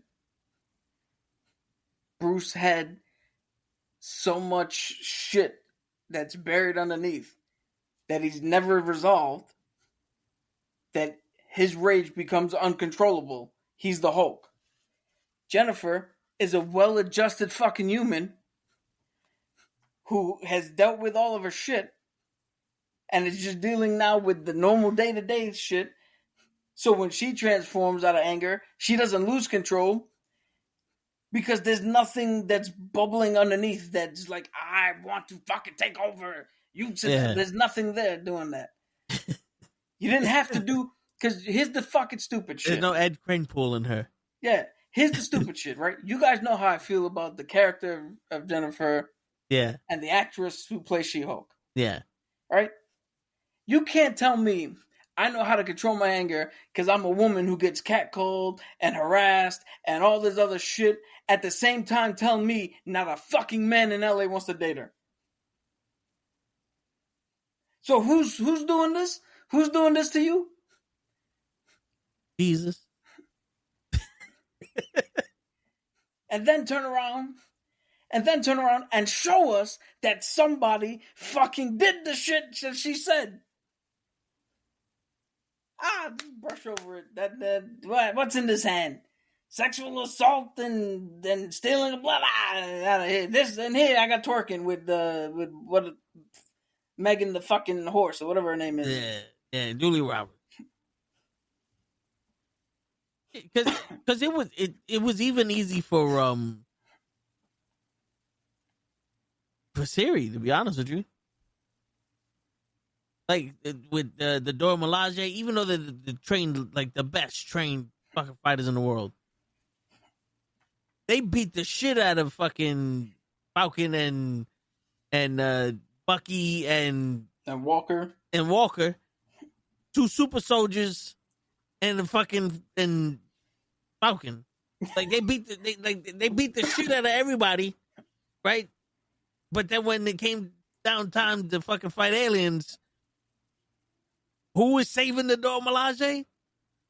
A witch that literally could have just said, "Go home," and everybody would have, like, she is the fucking Infinity Gauntlet apparently herself. She could no more mutants, and there's no more mutants. She could have been like, no Infinity Gauntlet, boom, and then fucking Black Widow.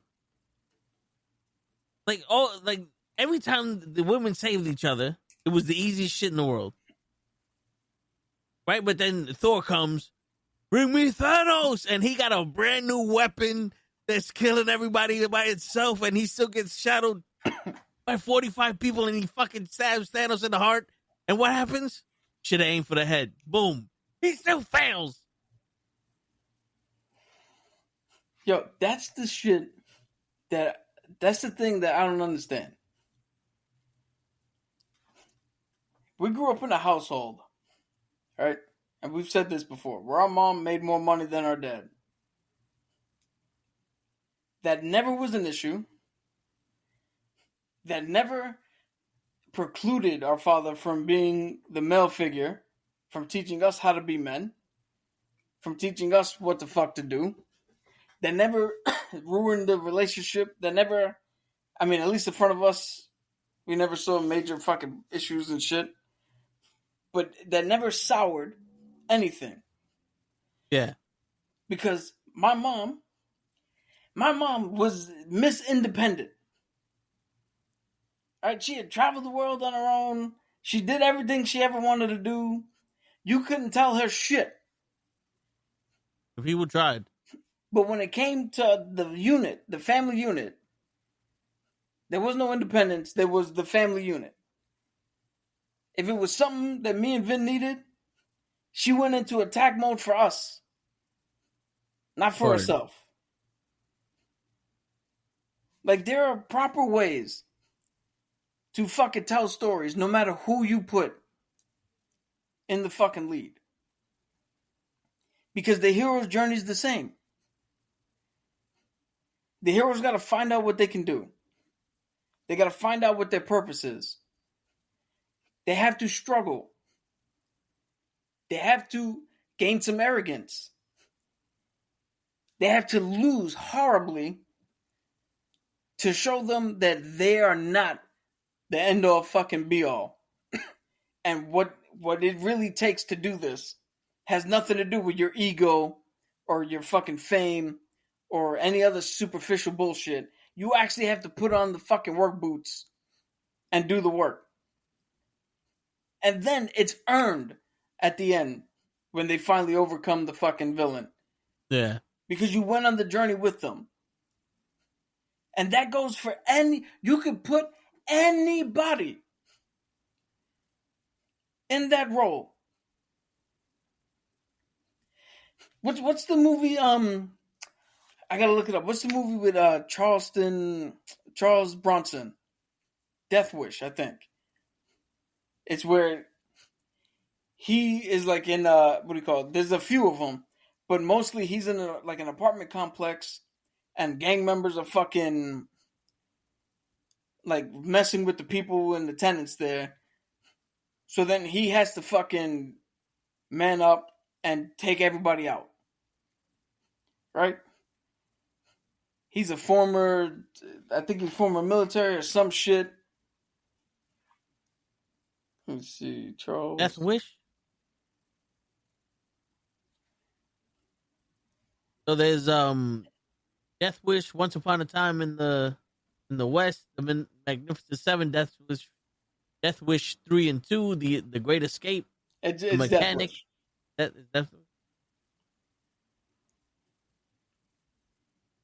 Yeah, because he's an architect vigilante, takes on the members of various LA drug cartel. Yeah, it's Death Wish. So you could remake that. You could remake that movie, right?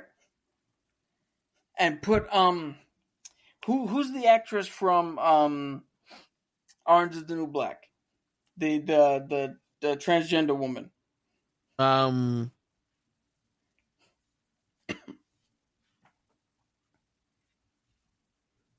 Laverne Cox. You can have her as the lead in the fucking film and have it be amazing. Because you have her got what do you call it, when bring up the whole trans aspect. Was in the military. Was discharged when she transitioned. Came home.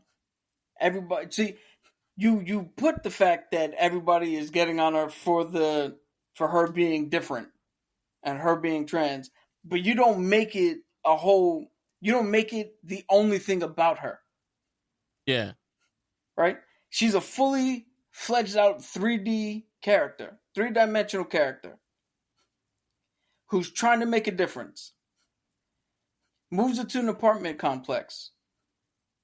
And you don't have a story about, oh, she's trying to teach like Tu food. She's trying to teach this town how to deal with drag queens and all this other shit. You try to make it that she's just trying to show this complex that she is a person that they can get behind and befriend and all that shit.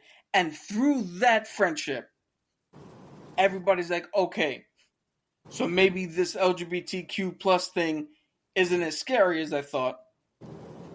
Because my interactions with this one person is good. You don't make it a whole thing. You make it about the individual. And then then the gangs come in and mess with everybody. And now she has to she doesn't even want to do anything. She just wants to be left alone. But she gets caught up. She gets beat the shit out of. And in the recovery, she still wants to be left alone. Until somebody else, one of the little kids who talked to her, gets fucked up. And now she's like, no, enough's enough. And now she goes on a whole thing where she's fighting, and it's not perfect, and she's not fucking Bruce Lee. It's dirty. It's ugly. She might be able to beat one or two people that like she handily kicks the shit out of them, but a few people it's barely a victory. And then by the time she gets to the end, it's a thing of, well, I'm here to stop you. And then the tenants are like, we're here to stop you. And they take out the fucking main dude either together or, she takes him out. And then boom, you have your whole fucking movie. And it's about the individual who's a fully fledged character who has experiences that we all have to sit there and watch happen. But we can get through it because we are rooting for the person on the screen. And that's some idea that you're trying to put out there. And you can make that movie with the right writers. And people would love that fucking movie. And nobody would say it. People might gripe about it when the trailers come out. But like everything else, once the movie plays, people are going to be like, oh no, this was fucking great. I can see that. It's not for nothing. It's no one wants some shit getting shoved down their throat, but it's also you get to connect with the person, right? Because that's usually what people want to connect with, the person. And when you have someone that's being ridiculed for who they are, and all they want to be is left alone, a lot of people can fucking associate with that. Yeah, they can relate to that. So. And then, I mean, Orange is the New Black, they kind of did something similar. Where she was just a normal person in the jail, and then they took away her meds, and you start seeing her, like the transition going away and all that, and all the stuff that. You know what? I just thought of something. If you can still have Laverne Cox in the movie, and if you don't want to do the whole trans angle, okay. Well, she was a woman who was in the military, who was discharged, and now just wants to be left alone. But these motherfuckers won't leave her alone. Yeah. And all this shit happens. Like, it's still could be done. And none of it is because of outside shit. And I'm not just picking on women. I just sat here and told you that John Wick 4 was a fucking disappointment. We got a white dude with guns, kicking the fuck out of everybody he sees.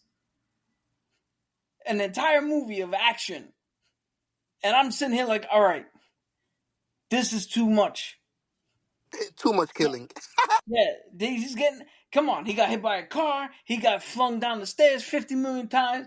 Like, I mean, at one point there was literally 100 people on those stairs, fucking shooting him. Like that shit can't be that bulletproof. They Fast and the Furious the shit out of it. Yeah, We going to the moon. So I'm not just sitting here bashing on just women. So like, movies have to be done correctly. There's a right way and a wrong way to do things. So, and if you, what do you call it? I'm going to bring this as an example. Pablo Picasso, right? He had his cubism phase where the nose is over here, the eyes over here. Shit looks weird. But, yeah, does it look atomically correct? No. But his technique, his statement behind why he did it that way is impactful. That's why it's memorable. That's why it has a name, Cubism. That's why it stood the test of time. Because he knew enough about all the rules of painting and artistry, and he knew where to bend and break and redo so that it still fit within the fucking rules, but it came out something totally different. You can't just turn out and go, hey, I hate the fucking bourgeoisie and I hate the government. So here's King Louis in France with his head chopped off. You do that shit, people are going to be like, what the fuck is this? King Louis is going to be mad. They're going to be looking for your head. But if you know satire, if you know actual artistry, if you know how to tell a story and depict symbolism, you can make an art piece that symbolically represents fuck King Louis and the regime and all that shit. And people would still look at it and go, this is beautiful. And maybe they know the meaning behind it, maybe they don't. But when everybody finds out the meaning, you're like, oh shit. That's what, okay. And it's still a fucking beautiful piece of artwork. That's what we need. We need more beautiful pieces of artwork. it's too bad. I don't think we're gonna get that with Ironheart. You know what I'm hoping for Ironheart? I'm hoping, like I was starting to say this before, I'm hoping that it's Agatha. Where it's like, did I care about Agatha at all? The TV show? Because the character I actually like. But do I care about the TV show? No. But when I watched it, it was fucking pretty good. There was some, I'm not gonna lie, there was some shit in there that was good. Yeah, it was. And I'm hoping it's that. It's like, do I care about this show? No. But when I watch it, I'm hoping that there's going to be something in there where I'm like, that shit was good. Am I expecting Andor fucking episode 4 through the rest of the season? No. Well, No. I mean, because it's But you know kind of... what? If we're going to compare, I want the Skeleton Crew. I want something where we're like, week to week, I'm like, yo, this show is fucking great. Yeah. And it doesn't have to set the world on fire. The Knicks lost.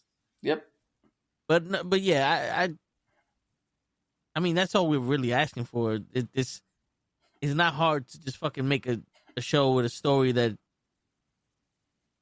is good.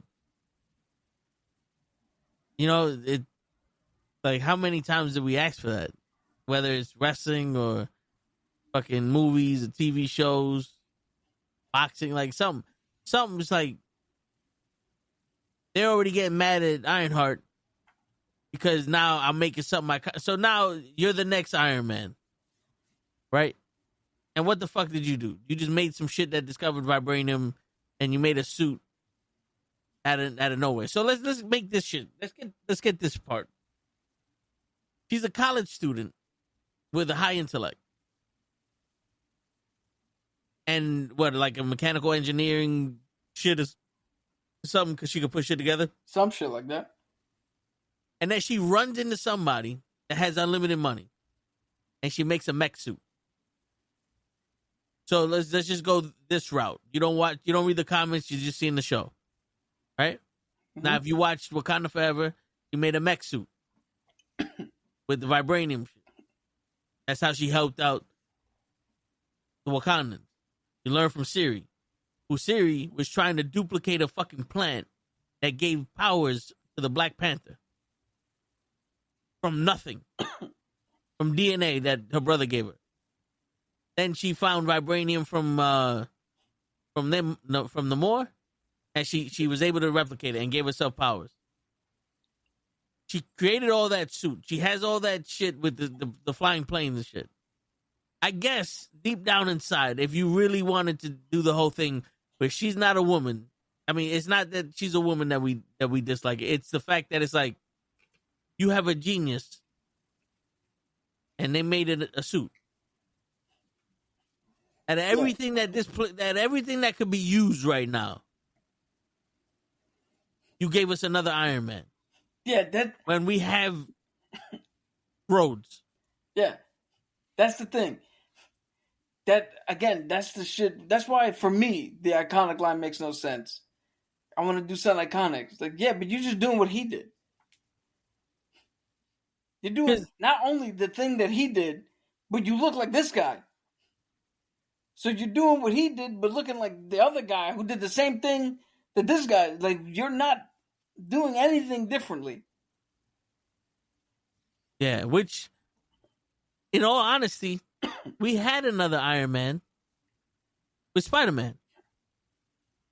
Because Spider-Man was making his mech suit with Iron Man's fucking technology.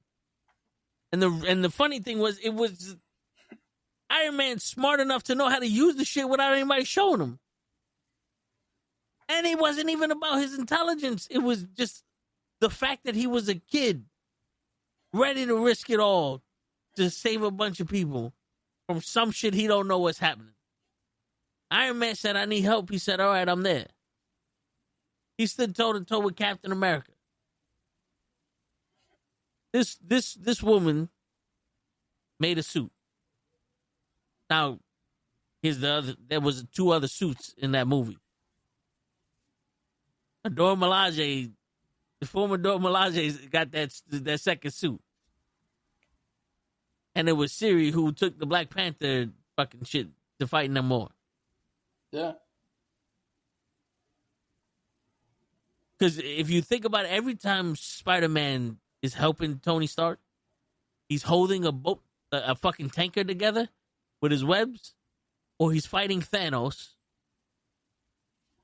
or Captain America and Bucky. Like, he's fighting the main guys with Iron Man. And, I don't know how good Anthony Ramos is going to do. But to that point, you made an entire fucking mechanized suit to fight a guy, and I quote, mysticism and occult knowledge, criminal mastermind, marksman, basic hand-to-hand combat.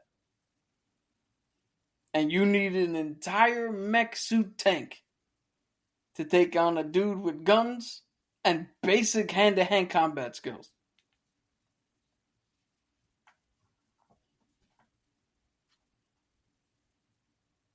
It's crazy.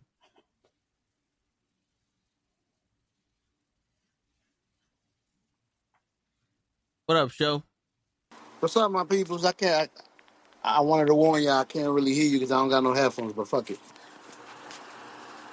All right, cool. Cap said that this person could fill any role, and I showed up. Hey, what's your thoughts on the Ironheart trailer? Honestly, I didn't really get to watch it. I feel like they're not giving it a fair shake. They're already thumbs down. We don't want it. Like, it's just a trailer, bro. We don't even know what we got. They're about to Batman this. Well, Catwoman. Yeah, that's essentially what's happening. And I wonder if it's just like people just Are they even giving it a chance? Is it something? Is it something because she's a female? Like. I think one in today's climate, for some reason, being a female is a sin against humanity. Mm-hmm.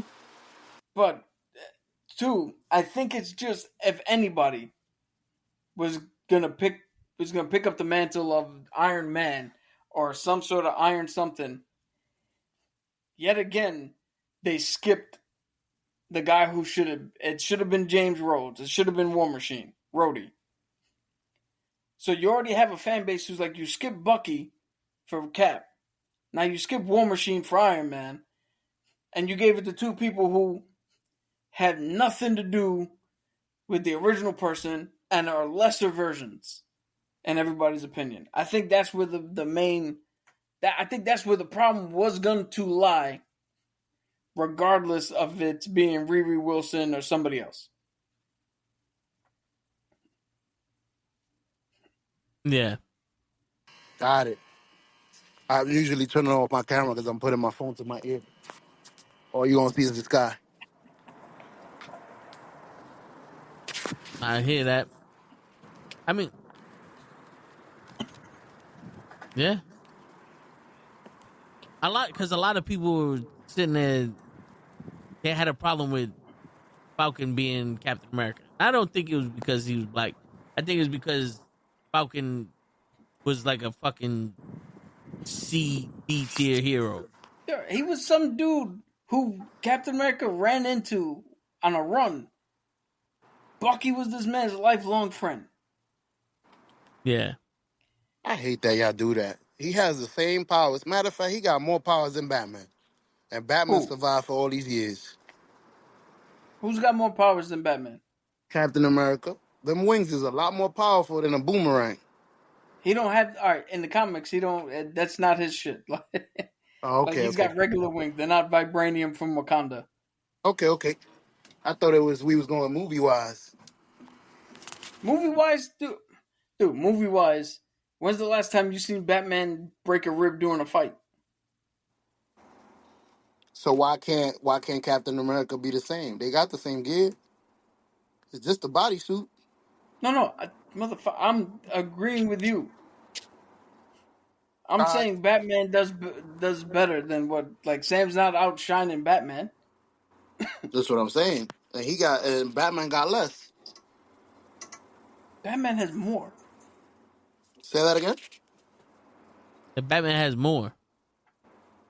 Well, when I asked y'all, all y'all said was Batman has money. Y'all ain't say nothing else.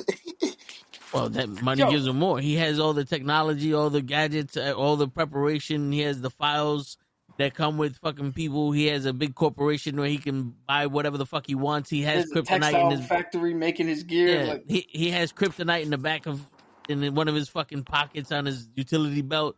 He has a fucking whole army of fucking orphans that he turned into Robin and Cat and Batgirl.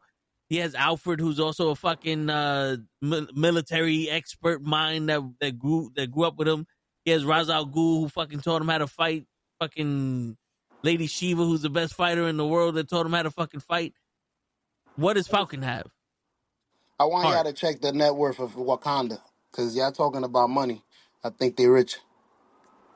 hold on, an entire country is definitely richer than one person, but that has But nothing to do with what we're talking about. Captain America don't got Wakanda having his back? No, they gave Wait, him are a you pair talking of about? wings. Are you talking about Falcon or are you talking about Steve Rogers? I'm talking about Falcon, like the real Okay. Captain America now. There's no Either more. Captain America, dude, show Captain America. No matter which one you put, the only thing Wakanda's ever given him, if it's Steve Rogers, it's one shield, and they didn't give it to him. They gave it to Howard Stark, and Howard Stark gave it to him. If we're talking about Sam, it's a pair of fucking wings, and that's the only thing they gave it. They gave. If we're talking about Bucky, it's one fucking arm. John Walker, And no, freedom. an ass whooping. That's what they gave him. But also, I don't think in mid fight, Sam Wilson's gonna go. Wait, Batman. Yo, Wakanda. I need some shit to fuck this guy up. Yeah, send in the Stat. Friday package. Yeah. Iron Man, you could say fucking because Iron Man is getting his ass kicking going, sending fucking Big Bertha, and the satellite will shoot another fucking suit to his ass. You know what I'm saying? Like, Iron Man has contingency. Falcon has wings. That's why Falcon's called Red Bull, because he has wings. You know what's crazy? Falcon to me seemed like the actual like the coach. Like he's always trying. Like the last movie I saw, he was trying to get the Avengers together. Like he seems like he's the right choice movie wise and in the comics. But there was a progression in the comics. I'm okay with him skipping Bucky. Because I don't think it would have made sense to give him the shield for a short bit to ultimately go to Sam Wilson anyway. It's just everybody else has a fucking problem with it. Yeah. Because again, the reason I hate fandoms, fans think that this shit belongs to them, that they own it. They don't think of themselves as watching a story unfold. They're thinking that they are the owner of these characters. And if you don't use what they own correctly, they don't like it. this is the people watching. Because I was gonna say, I feel like you comic people are the same. This is my character. Don't change it. Don't touch shit. No. I do not lump me in with that. I do not belong to any fucking fandom. I hate fandom. I'm okay with the fact that Cap was Hydra. I'm okay with the fact that Captain America fucking died and was gonna stay dead. I'm okay with change. I don't like the fact that 75 years we've been doing the same shit. We can't fucking innovate. We can't do nothing. We can't move on. Because other dumb motherfuckers are like, but that's not the game. 75 years, you already had it. And not for nothing. If you really think about it, Captain America is a leader, and Sam Wilson as Captain America is like the closest thing we're gonna get to another Martin Luther King or Malcolm X or somebody that's gonna inspire people. Because that's what Captain America does. He inspires people. He's a super soldier that's able to fight and all other shit, but if there's one constant, at least for Steve Rogers' character, everyone respects him and everyone listens when he speaks. He's the only person I've ever seen call Bruce Banner Bruce when he was Bruce and Hulk when he was the Hulk. He didn't look at either one of them any differently. You're you when you're you, and you're him when you're him. And enough of that. He didn't look at Scarlet Witch as a fucking red on her leisure evil woman that killed multiple fucking hundreds of people and all that. He saw her as what she was.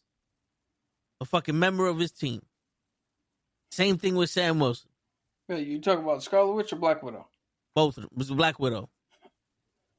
I keep getting them messed up for some reason. Yeah. Where it's the different. That's the polar opposite of Walker. Walker, on paper, like you said, earned the Captain America shit because he did all the accolades that Steve did. But the difference is, Walker's he's not a leader. He's a soldier. He's a soldier. Yeah. And Captain America is a leader. And he learned that because his goal is to do the right thing no matter what. Same as Sam Wilson. I'm going to do the right thing no matter what. Where Walker's fuck the right thing. I'll pull the trigger. Gun, finger. He's like, right? I'm going to do the thing. Yeah, like what was the saying in Star Wars? Gun finger or the trigger finger? Where the guy told to the girl, I'm the trigger, you're the finger. Yeah. Like, you pulled the trigger, I'm just the one aiming the gun at the fucking guy. Yeah, and sadly as that shit is, we're not even getting some shit like that from Ironheart because we haven't seen her character be anything other than just fucking child. A smart child. Like Kamala Khan, we see vulnerable. We seen her stand up to people even though she didn't know how to use her powers. We seen her fucking look like she fucking changed Captain Marvel's fucking perspective just because of her pureness. You know what I'm saying? Like, who she was, her energy connected people, whether you like the movies or not. Spider-Man, a fucking kid that's smart as fuck, trying to have it all, can't have it all, and suffers tragedy. And in spite can't have none of it. Yeah, and in spite of that, he still has to be strong enough to stand there and fucking and be the right and do the right thing and be who he promised he would be. And we just got a fucking child that makes suits. As of right now, we have no other information. Even Siri had to grow up from Black Panther 1. Siri was there. I want to fight. I want to do this, and T'Challa was like, "Nah, you stay in the back. You're the scientist. You science the shit." And she went out there. She tried to fight, and Killmonger did all that shit, and she did what she needed to do. In part 2, what happened? She suffered through everything. She saw Killmonger, not her fucking family. She learned what it took to be T'Challa. To suffer, to lose, to make the wrong choices, and to see your people fucking die because of your immaturity. And she had to overcome that. And she said, fuck it. I didn't want to be the Black Panther, but I got to be the Black Panther because I got to save my people. Sometimes it's not a choice. But we didn't see that with She-Hulk. Because, like you said, they glossed over the fucking thing that hurt her the most. At least in that fucking show. The Marvels, Captain Marvel, we didn't even get to see her fucking mourn Spectrum when she fell into the other fucking realm. It was just, oh, well, I get over shit. I'm going to put it the way some guys would see it. A cold-hearted bitch that got no emotion. She didn't even fucking want to speak. This is the shit, Joe. She didn't even want to speak to the daughter of her best fucking friend that died of cancer while she was blipped away. But she was blipped away. She decided, I'm going to go travel. She did what most fathers do. I'm going to go get cigarettes and never come back. To her best friend's daughter. But, and to top it off, she was with the mom during the fucking blip. Yeah. She visited with the mom throughout the fucking thing. Yo, Mr. Loki, yeah. Siri's mom her death did hit home. She was a fucking amazing actress. Her character was amazing in that movie. She should have won the Oscar. She should have, yeah. Jamie Lee Curtis. Yeah, but there's a lot of, even Bucky had to learn in fucking Winter Soldier and Falcon and the Winter Soldier, the TV series. He had to learn that he was under mind control. He couldn't, you have to take responsibility for your actions, but sometimes you can't punish yourself for shit you don't have control over. Yeah, sometimes you got to learn to forgive yourself. And that's the reason why he didn't want to be Cap. It wasn't because he couldn't be Cap. It was because he knew he wasn't ready mentally to be Cap. Because he knew what Cap stood for. And he knew that if there was someone that was going to take Steve Rogers' place, it was Sam Wilson. That's the closest thing you got to Steve Rogers' morality.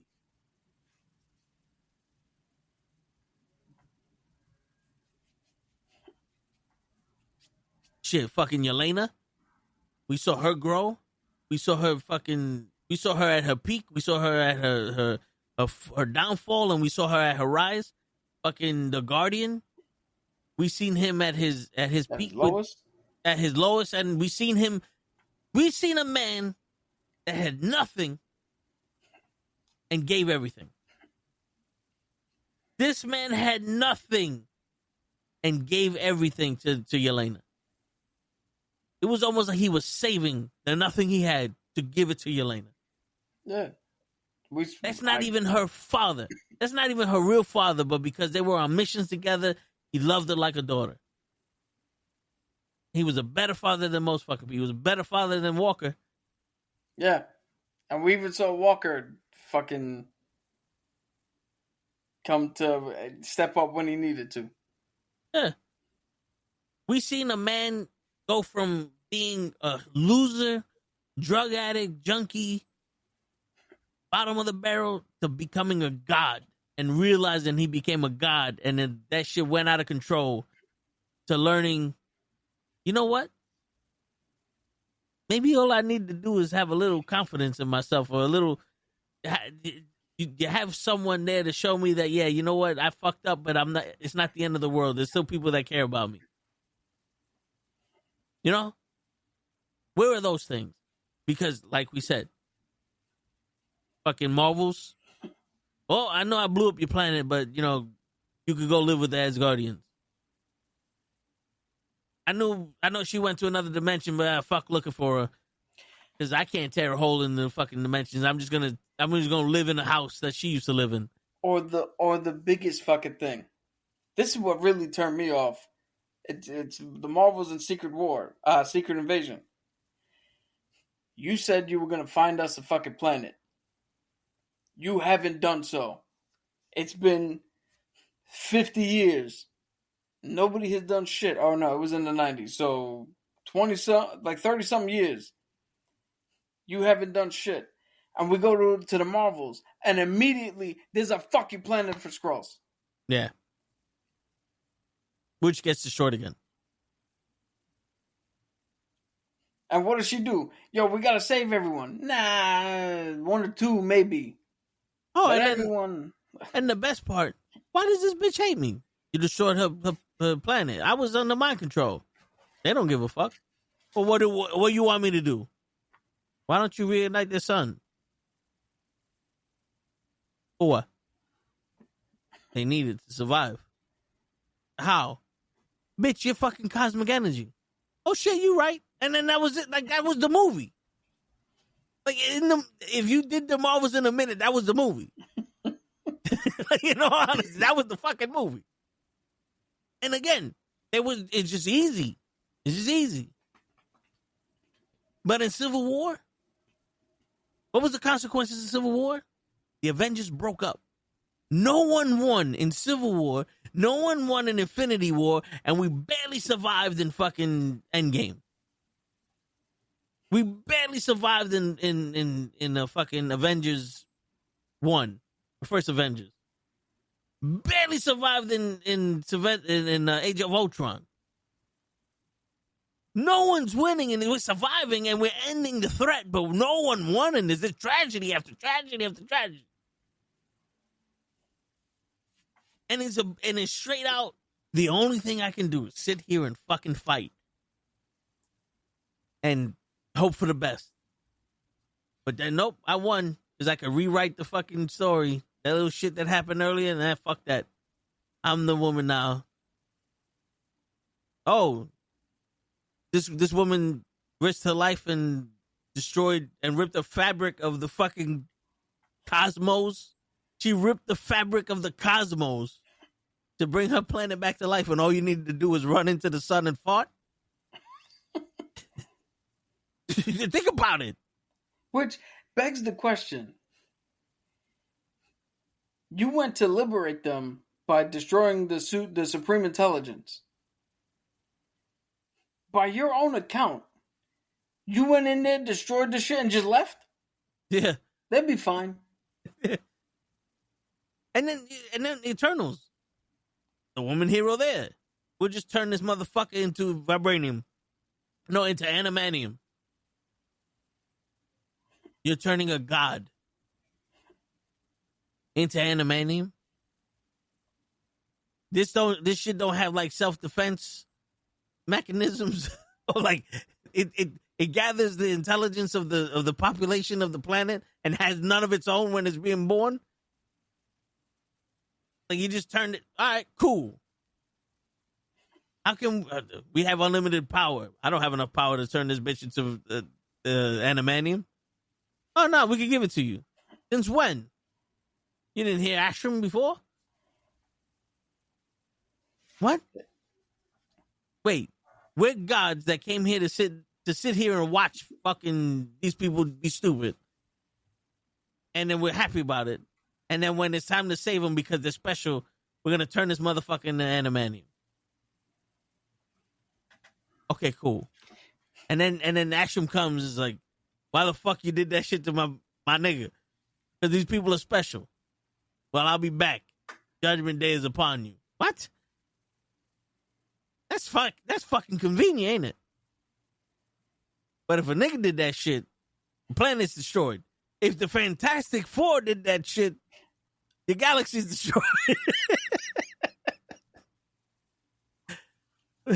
But yeah, we're getting the wrap it up call from Show, because you see Show's face of confusion, and it's 11:25. You know, Show's most confusing number is 11:26. He doesn't understand it. Let's not make it to that number. Yo, Word. How can 11 be 26? It's 11. Right? Shit. It's 2 1s put together. Yeah, where'd you get 2 and a 6 from? Word. It's 3 2s make a 6. But anyway. Any last words before we put this to bed? Rubber baby buggy bumpers. How much wood could a woodchuck tuck in a woodchuck cut your wood? Even a monkey throws his own shit sometimes. And on that note, ladies and gentlemen, it's your friendly neighborhood knuckleheads signing out. Peace, everybody. Thanks, everybody, for showing up. And thanks, everybody, for coming. Another great show. Peace. Wednesday, sports. Thursday, wrestling. Friday and or Saturday, Tone the Show with Ray and Gigi. And Monday, we do it all over again. Peace. All right.